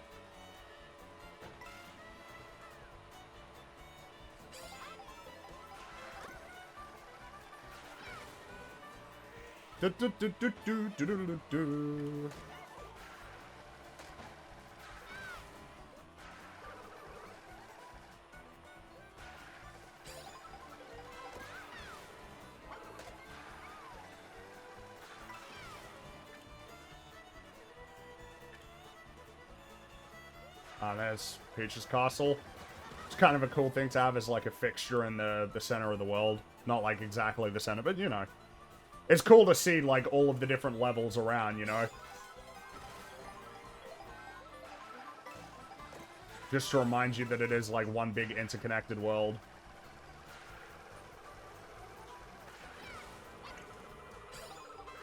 Oh, that was... Jeez.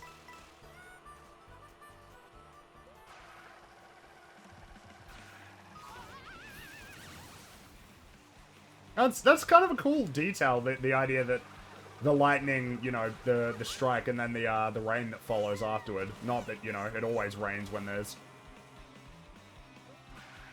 Doesn't this game have an open world? Yeah, it does. We've just been doing the Grand Prix so far, but...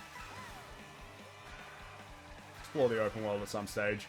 Though, again, the plan today is to complete all of the Grand Prix, basically.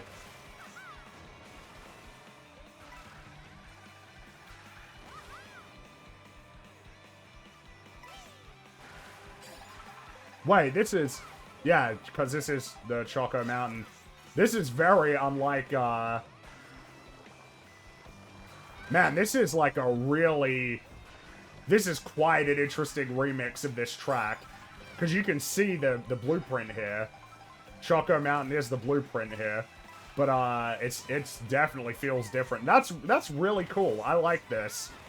This is one where it's almost like you might not notice it.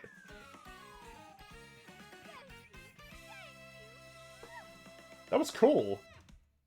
Because I guess that's an interesting challenge as well in terms of integrating the retro courses, is finding ways to fit them into the world and have them align somewhat with whatever courses they're going to be surrounded by. Oh, and of course, Toad Factory. This is going to be exciting.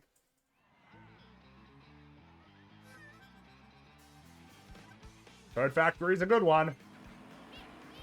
That music.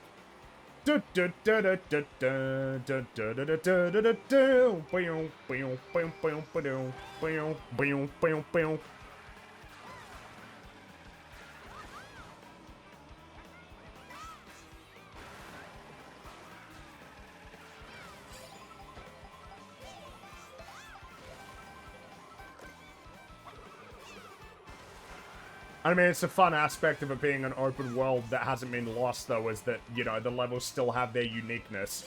Obviously, you can see how Choco Mountain has been changed to integrate it more into the world, but it's still got the chocolate elements in it. Which is very neat.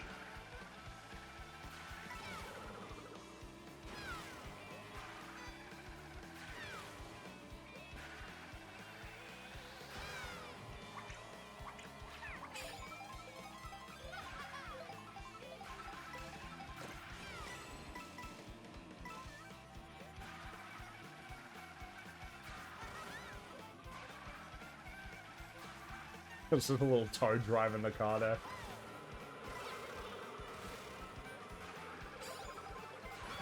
Now, I gotta learn how to use this one, because this one, I can jump over items, I think. But, I do want skins, so... Oh, didn't even get one. Alright.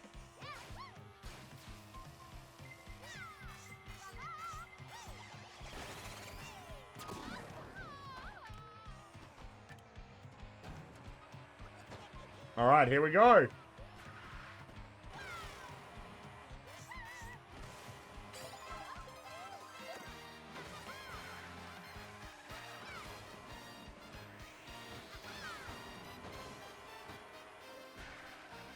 It's a great track.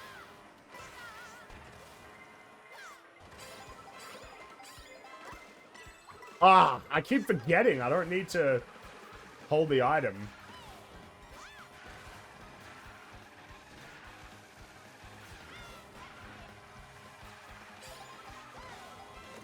It's such a great song.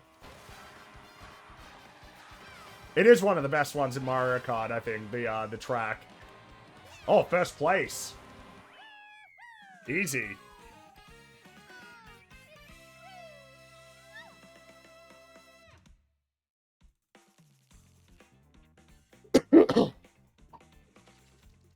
Yeah, again, it is an interesting thing, I guess, with the Grand Prix format, is we don't spend a lot of time there.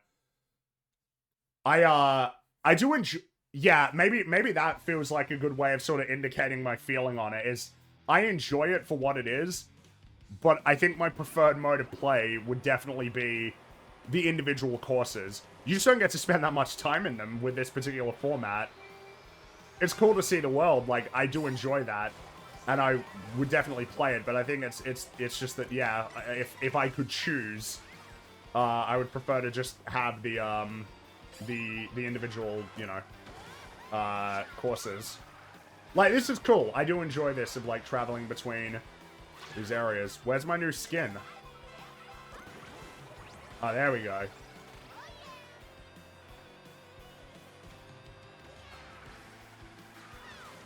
So it looks like we're getting to Bowser's Castle really quick here. Well, that's pretty cool. I will say, that looks pretty cool. That's a cool aspect of this format, is the sort of hyping you up for these particular areas, though, isn't it? Like, you know, you get a big view, here's the place that you're going to be going to. Get excited. Can you play the courses individually? A lot of these levels are clearly designed to be standalone courses, so there's no way that that's... And I presume that online, because online is typically versus races.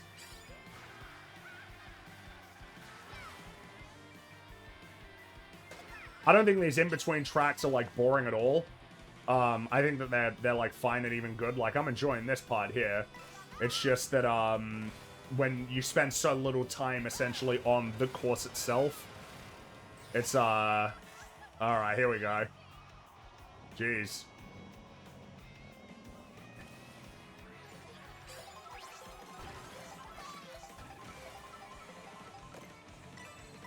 Oh, hey, Hammer Bro.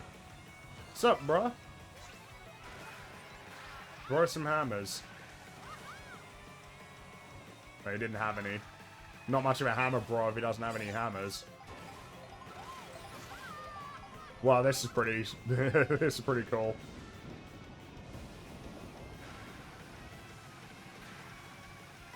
Bowser's Castle, like, ranking the best one, it's a tough one. There's a lot of good Bowser's Castle. This one is already looking pretty great, though. I will say. I timed that too early. Oh, dude, don't... Come on.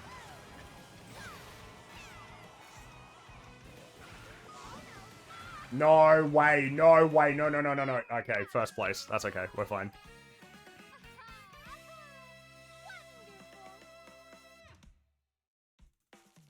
Alright, easy. I think I'm gonna stick with the bike. Even though I almost ruined it right there at the end.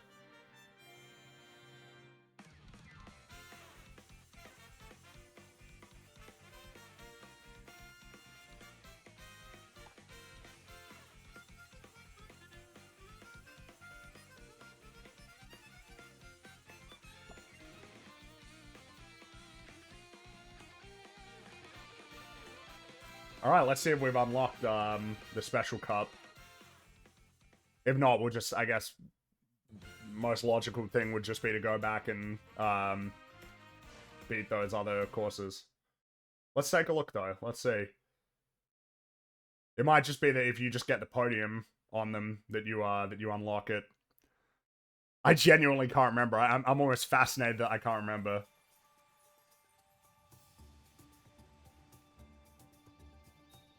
Oh, no, this looks like something.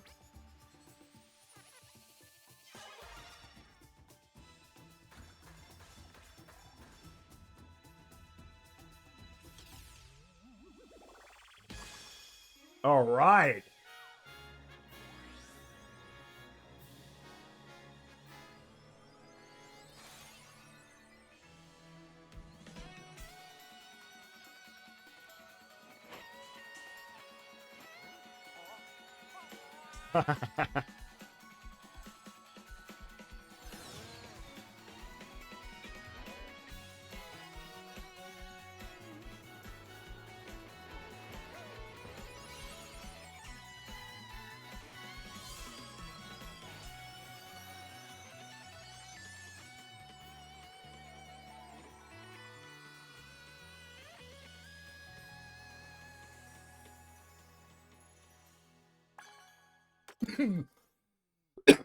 Pardon me. All right, cool.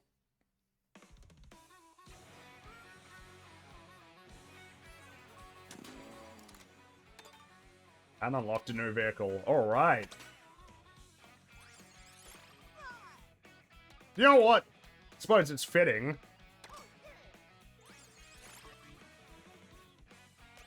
Yeah. All right, we can use that. Use Mario for the final. It is Mario Kart. Okay, so what do we have? Okay, that's an interesting selection. Oh, that's cool. Like, so straight from the top to the bottom to Rainbow Road. Alright, nice. I just realized, yeah, I don't think we did Peach Circuit. I was like, oh yeah, there's Princess Peach's castle there in the middle without even realizing that we hadn't done it yet. Alright, here we go. This feels like a pretty hype way to get us to Rainbow Road, particularly contextualizing it in this world, you know? Look, alright, what can I say? I'm pretty happy with the game so far.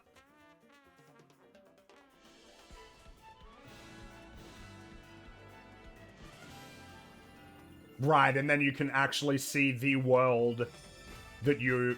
Because there's always a fun aspect of Rainbow Road, right? Looking down on Earth or looking down on a particular city, looking down on a place. It's always been a really fun aspect of it. And here it's like, oh, you're getting to look down on an actual... It's an actual dolphin right there. Just... He's floating above it. But hey, I appreciate the variety. That you actually get to look down on a world that you know, that you can explore in full. That's like a really cool, you know, almost unique selling point.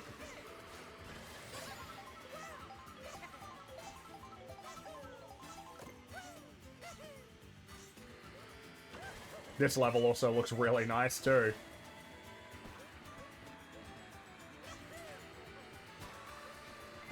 We're not off to a great start.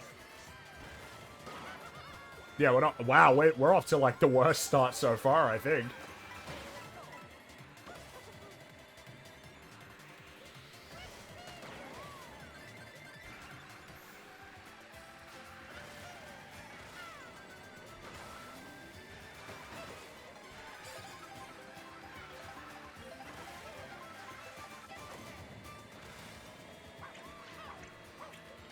Once I figure out the grinding and everything, that'll be... It really does seem like that, and being able to drive on the walls is going to open up, like, a lot of really cool opportunities. Particularly with, you know, being able to gain boosts because of that. It's like the level of verticality, even though there's no anti-gravity, like, the level of verticality in the levels almost feels a bit like, it's, you know, like how the structure of the Sonic games is that, like, a Sonic level tends to have multiple levels. There's, like, the top level that you get to when you're doing the best, and then the lower level of, like, yeah, alright, you made some mistakes, so you get to go down here. It's reminding me a little bit of that with some of these levels in terms of the verticality. That there is, like, a preferential place to be that takes some amount of skill to get up there and stay up there, you know?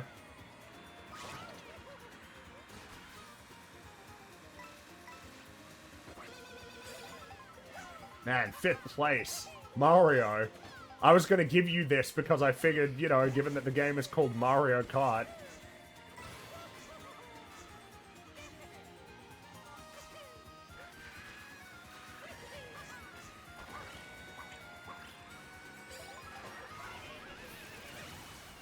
I don't know if I consider that good or bad. Man, the lighting doesn't keep you small for very long, though, does it? Yeah, see, that looks like a shortcut up there that I missed. Oh, man. Alright. Okay. Gotta claw our way back from this. I'm glad you're happy, Mario.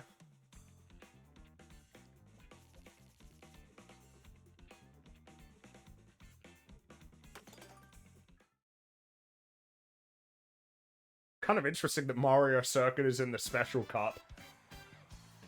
Though, an interesting thing is it was usually Luigi Circuit was the first course rather than Mario Circuit. Mario Circuit was often the second. Like, that was usually in the, Flower Cup. Oh, I waited too long. Yeah, alright. Whoops. Come on, Mario, I'm counting on you.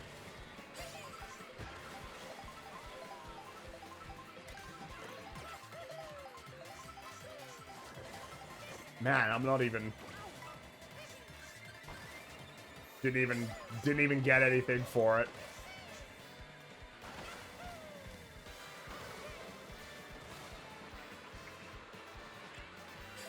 I don't know if I thought this was this is a bike, isn't it? It looks like, no, it's, well, it's got 3 wheels, so. Yeah, because I don't know if I like the handling on this one as much. But, you know, I mean, that's the theme of today, is mixing it up before figuring out the meta. Yeah, it's a trike. I wasn't going to say it because it just sounds embarrassing, but yeah, I guess it is.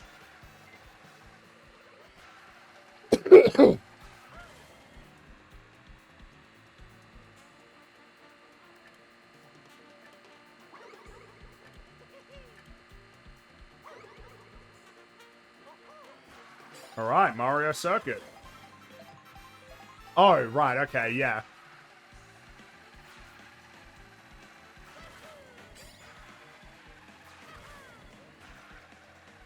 To get a bit of our,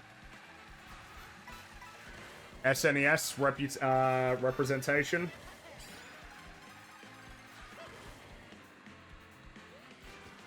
No, I appreciate that. It's good to make sure that there's a bit of that, you know. I wonder if it's something. It seems like it's a lot harder to establish like a dominant lead. I think that might be the. Oh, I messed up. I was trying to slow down so that it would hit someone else, but yeah, it seems like it's harder to essentially maintain like a dominant lead here. Because that's, like, the main thing in a lot of the other games, is that you get so far away from the pack that, like, even if you get hit by a blue shell, they have no chance of catching up.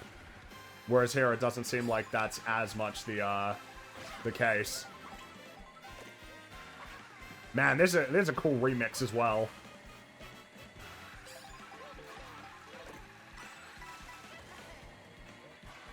There's a higher chance of blue shells as well. I don't know if I've noticed that, but it could be the case. Oh, we went straight to first place. That's okay, Mario. You're fine with me.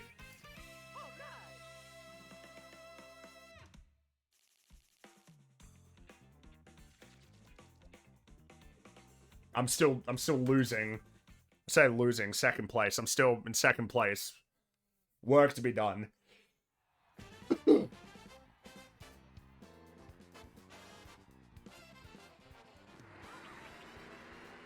Oh, we got the Super Circuit music here. I appreciate that, because the amount of the reality is that the more Mario Kart games that there are, the harder it is to make sure that there's representation for the entire series in there. Plus the reality that there are certain games that you would want to take more courses from. Like the SNES and Super Circuit are just generally harder to adapt because, I mean, there's just like an absence of verticality in those levels anyway. It's like baked into them. Less so with 64, but even then. As well as the amount of, like, variety of courses that you can even pick from those ones. That are, you know, adapting those ones over compared to, like, GameCube or Wii, or, I say GameCube, Double Dash, or, yeah, Mario Kart Wii, or 7 or 8, even, you know? But I appreciate the efforts to make sure that, like, the lineage of the series is respected, you know? Even though the reality is that there's always going to be way fewer games from Super Mario Kart or,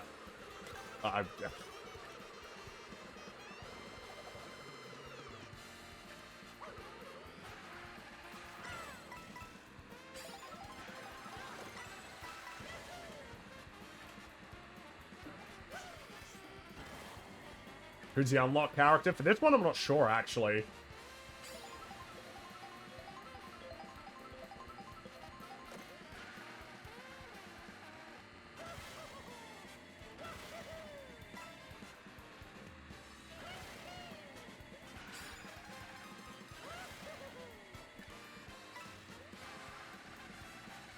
Man, this is a really cool remix of the Super Circuit song. I basically call this one the Super Circuit song because it's basically the one that's in there for like half of the courses in that game.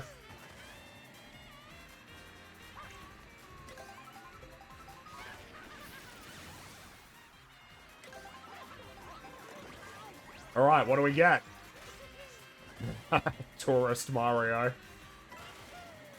With the backwards cap as well. Oh, and the sunglasses. Very stylish. And I guess the Mario Kart equivalent of a Hawaiian shirt with the shine sprites on it. Zuma Mario. Is this what would be considered Zuma attire?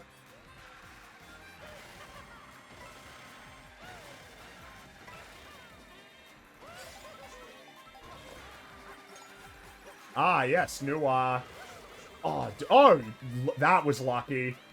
That was very lucky. I think I threw that, yeah, not everything that you think is cringe is Zuma. Sometimes it's Boomer. This is Boomer Mario, I would say.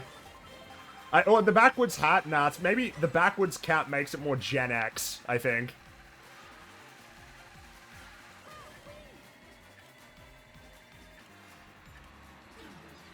Alright, first place.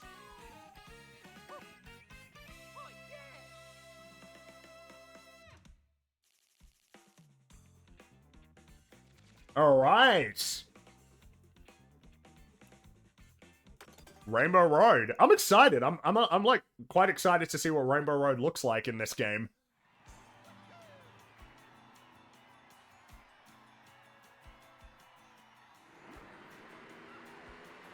What? Wait, where's my costume? Where'd my costume go?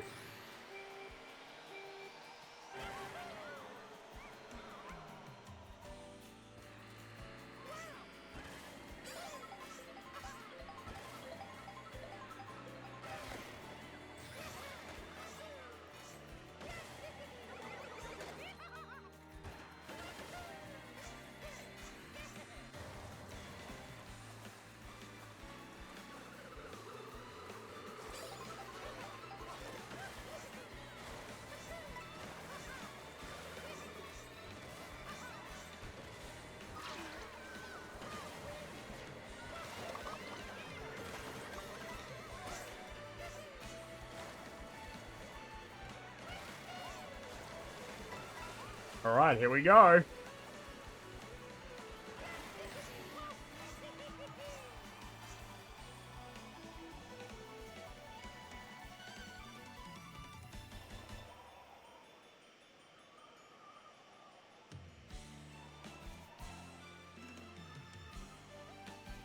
Wow, how big is this? How big is this?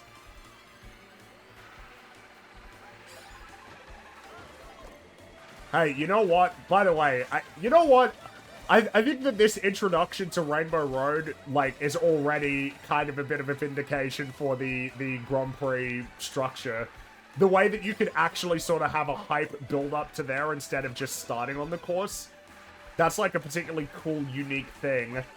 That only this game has now, is like an actual sort of hype build-up to arriving on Rainbow Road.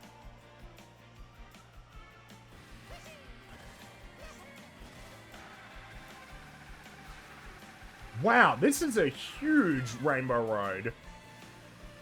Which, by the way, I appreciate. We need longer Rainbow Roads. Because even the Mario Kart 8 Deluxe version of the N64 one makes it a lot shorter, because instead of it just being one lap, it becomes a, you know, one lap gets turned into the whole thing.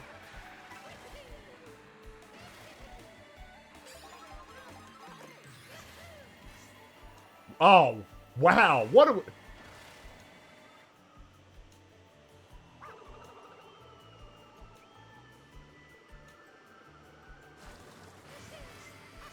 Oh, it's beautiful.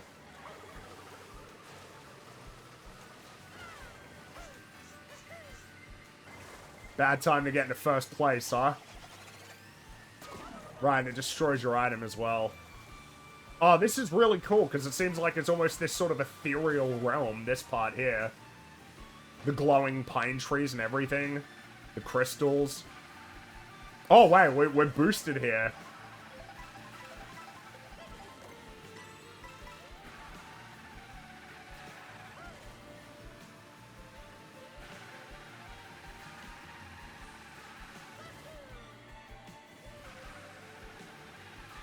Alright.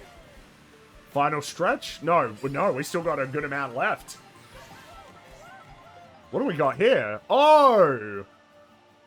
Oh, we're mixing a whole bunch of different elements. So we've even got, like, the industrial kind of space station Rainbow Road from Mario Kart 8. Oh, that's... Alright, I'm really quite happy and impressed with this variety. Rainbow Road is more than just, you know, Rainbow Road. Now it's got, like, a whole bunch of different elements incorporated into it. That's super cool.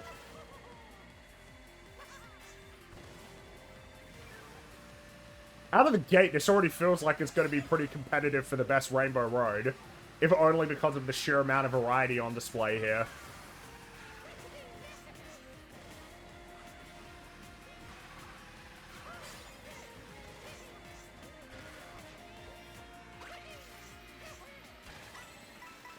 No, you're not gonna get me. Oh, here we go. Oh, wow.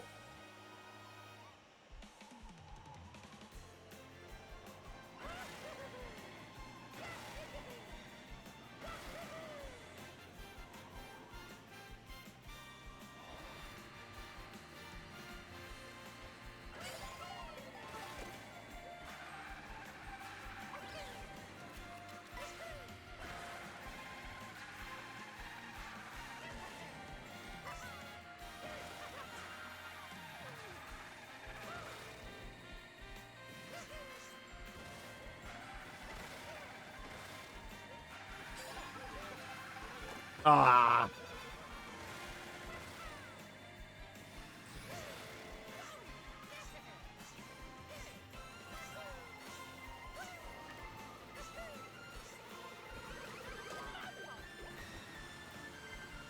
Really?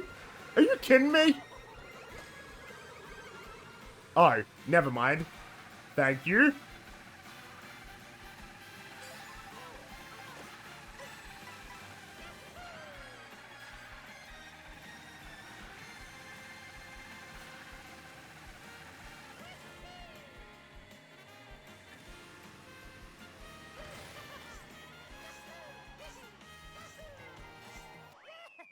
Well, that was great. I love that.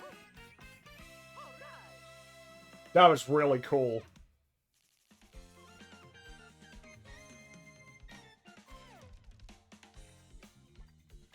That's a really cool Rainbow Road. Dude, this game's great!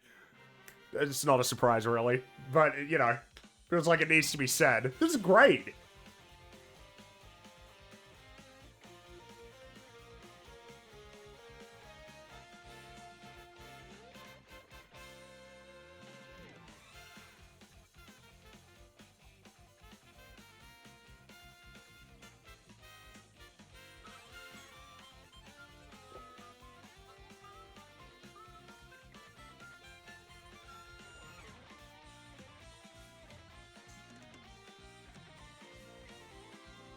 That, in particular, was a really stunning visual.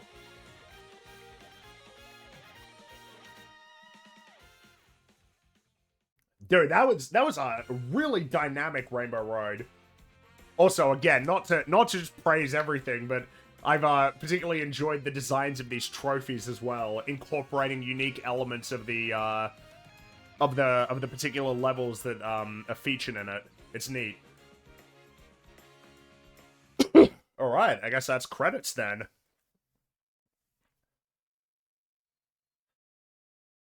Yeah, I mean, what can I say? This is just after a long absence, yeah.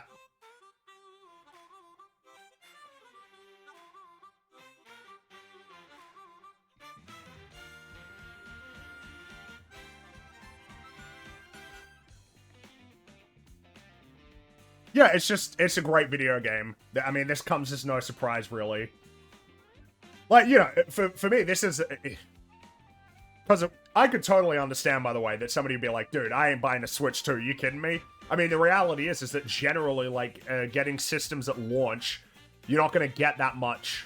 There's not going to be that much on offer. Even back in the day when games had, you know, when the launch windows for these consoles were generally more packed, usually it would still take like a year or two for those great games to materialize. Stuff like Halo Combat Evolved is kind of like... Well, I mean, it's been a long time since anything like that, right? You know, Super Mario 64 as well, as an example. Super Mario World, right? Like, when it used to be that sometimes the launch title for the system was, like, the greatest game on the system, or, like, one of the greatest games ever made. We do not exist, really, in that era anymore. Though, of course, in this case, when you got Mario Kart World being, like, another great installment in the Mario Kart series, this is a particularly strong launch title. Man, listen to this music. My point being, I do totally understand why somebody would look at the Switch 2 at the price point for the games, and the selection of games available, and go, nah, I'm good for now. Like, that totally makes sense. However, loving Mario Kart, particularly as a series, and it being so long since the latest installment, I mean, I'm thrilled with this. This is really, really fun. Reliably fun. New levels. New mechanics to also sort of wrap my head around as well. Exploring the open world. Playing it online with 23 other players, I guess. All of that is going to definitely occupy a good amount of my time.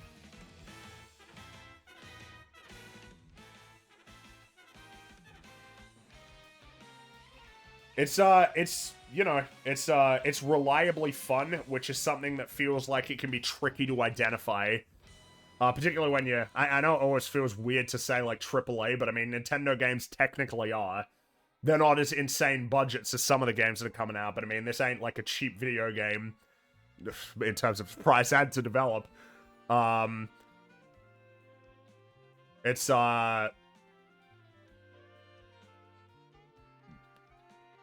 totally lost my train of thought there.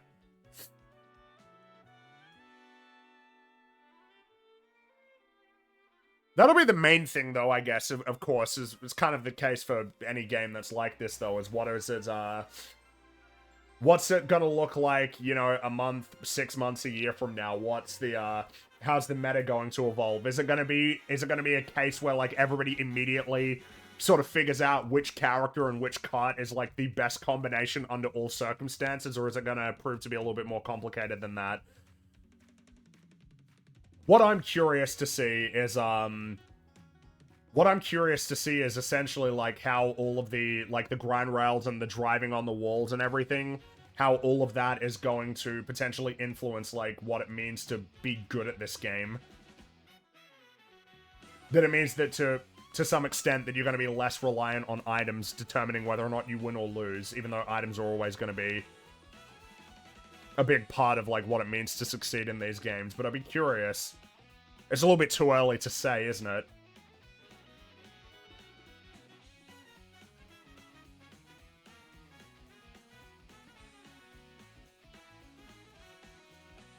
This is really fun.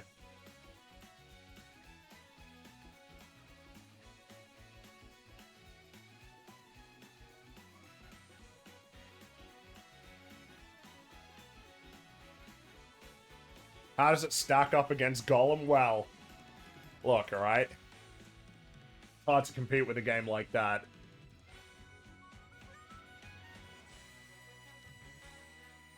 If they make another Luigi's Mansion, well, I mean, they probably will.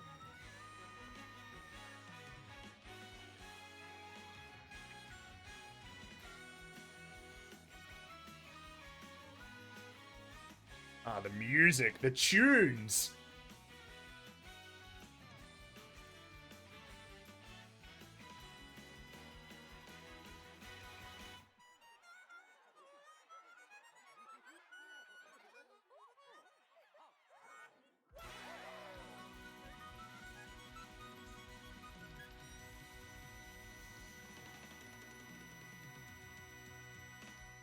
Of course. Ah, good stuff.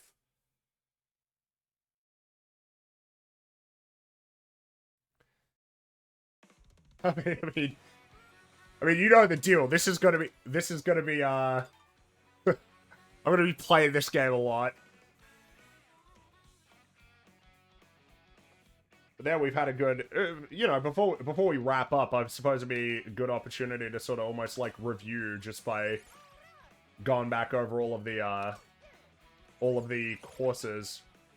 That'll be the main thing as well, as seeing how much more stuff there'll be to unlock. Because, I mean, you can already see with the characters, there's still a lot left to unlock. And that wouldn't even be including all of the skins, I don't think. Because I presume that there's more than one per character. That'd be my assumption. I could be wrong, though. But there's a lot of characters that are still left to unlock. We got a lot of, wow, they're not showing how many carts there'll be, but I assume that there's going to be a lot of carts left to unlock. Obviously, these are our selection of courses so far. Feels like it'd be worth almost thinking about which ones. I will say, this Mushroom Cup is, like, less boring than a lot of Mushroom Cups tend to be. You know, Mushroom Cup obviously has the purpose of introducing people to the game, and that because Mario Kart is very much made and intended to be, you know, that it's meant to be approachable as potentially someone's first video game, that applies to the designs. But these ones weren't so bad.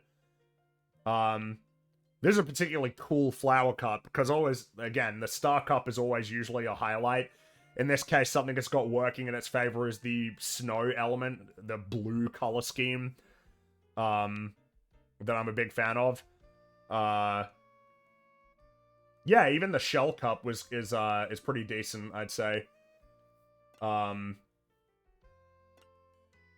then, yeah, like, it becomes particularly interesting with a lot of these ones. Like, it's just that the configuration of the courses is, like, a lot more, unpredictable than I think it typically is the case. It feels like, again, usually, like, the most interesting courses are reserved for, like, the Star Cup or the Lightning Cup or the Special Cup. Whereas this time around, you got, like, kind of crazy ones even incorporated into the regular ones, which is cool. There's, like, an absence of really dull tracks. Though, again, this might be something that will be more easily judged when I'm actually going through each of them individually, so I can play a lot of the new ones as, you know, 3 laps instead of the connected, like, the connected levels. I really like that Rainbow Road as well, I gotta say. That Rainbow Road was super fun. Obviously, the pressing task for me now will be to get the 3 stars on all of these, because I just want to see that completed and done. But then it'll be a matter of, I guess, exploring all of the other modes. Knockout Tour is the one where you got to, as I understand it, it's like, you got to make sure that you're placing high enough, otherwise you get knocked out. That could be fun. Time trials would probably be worth trying to do. Versus race, yeah. And then, of course, playing online. What can I say? It's really, really, really fun, which is not really a surprise at all. But now it moves on from like, well, is it just fun to, well, where is this going to end up sitting in terms of Mario games? Mario Kart games, that is. Obviously, right now, way too early to assess that. Way, way too early to figure that out. And you know, there is a degree to which we'll see in terms of the lack of, a potential lack of content. The lack of a 200cc mode is a little bit bizarre to me. I don't know why that wouldn't be here. I presume mirror mode... Well, maybe mirror mode isn't in this because of the, you know, because of the open world aspect. I don't particularly care about mirror mode. Mirror mode has never been that interesting, whereas 200cc is, like, super valuable to have. 200cc means that you have to actually use the brakes. Though I did have to use it occasionally here. Though I think that might be more me having to get used to the handling. We'll see. You know, the point being that, you know, the overall sort of view on this game will obviously emerge over time. But, I mean, I'm excited to play more. That's all. I'm really happy with this. And you guys better get happy with it too, because obviously this is going to be the new stream game. You know, in between me playing other, you know, new releases or anything like that. Now it's going to be, you know the deal, Mario Kart World. I'm looking forward to it.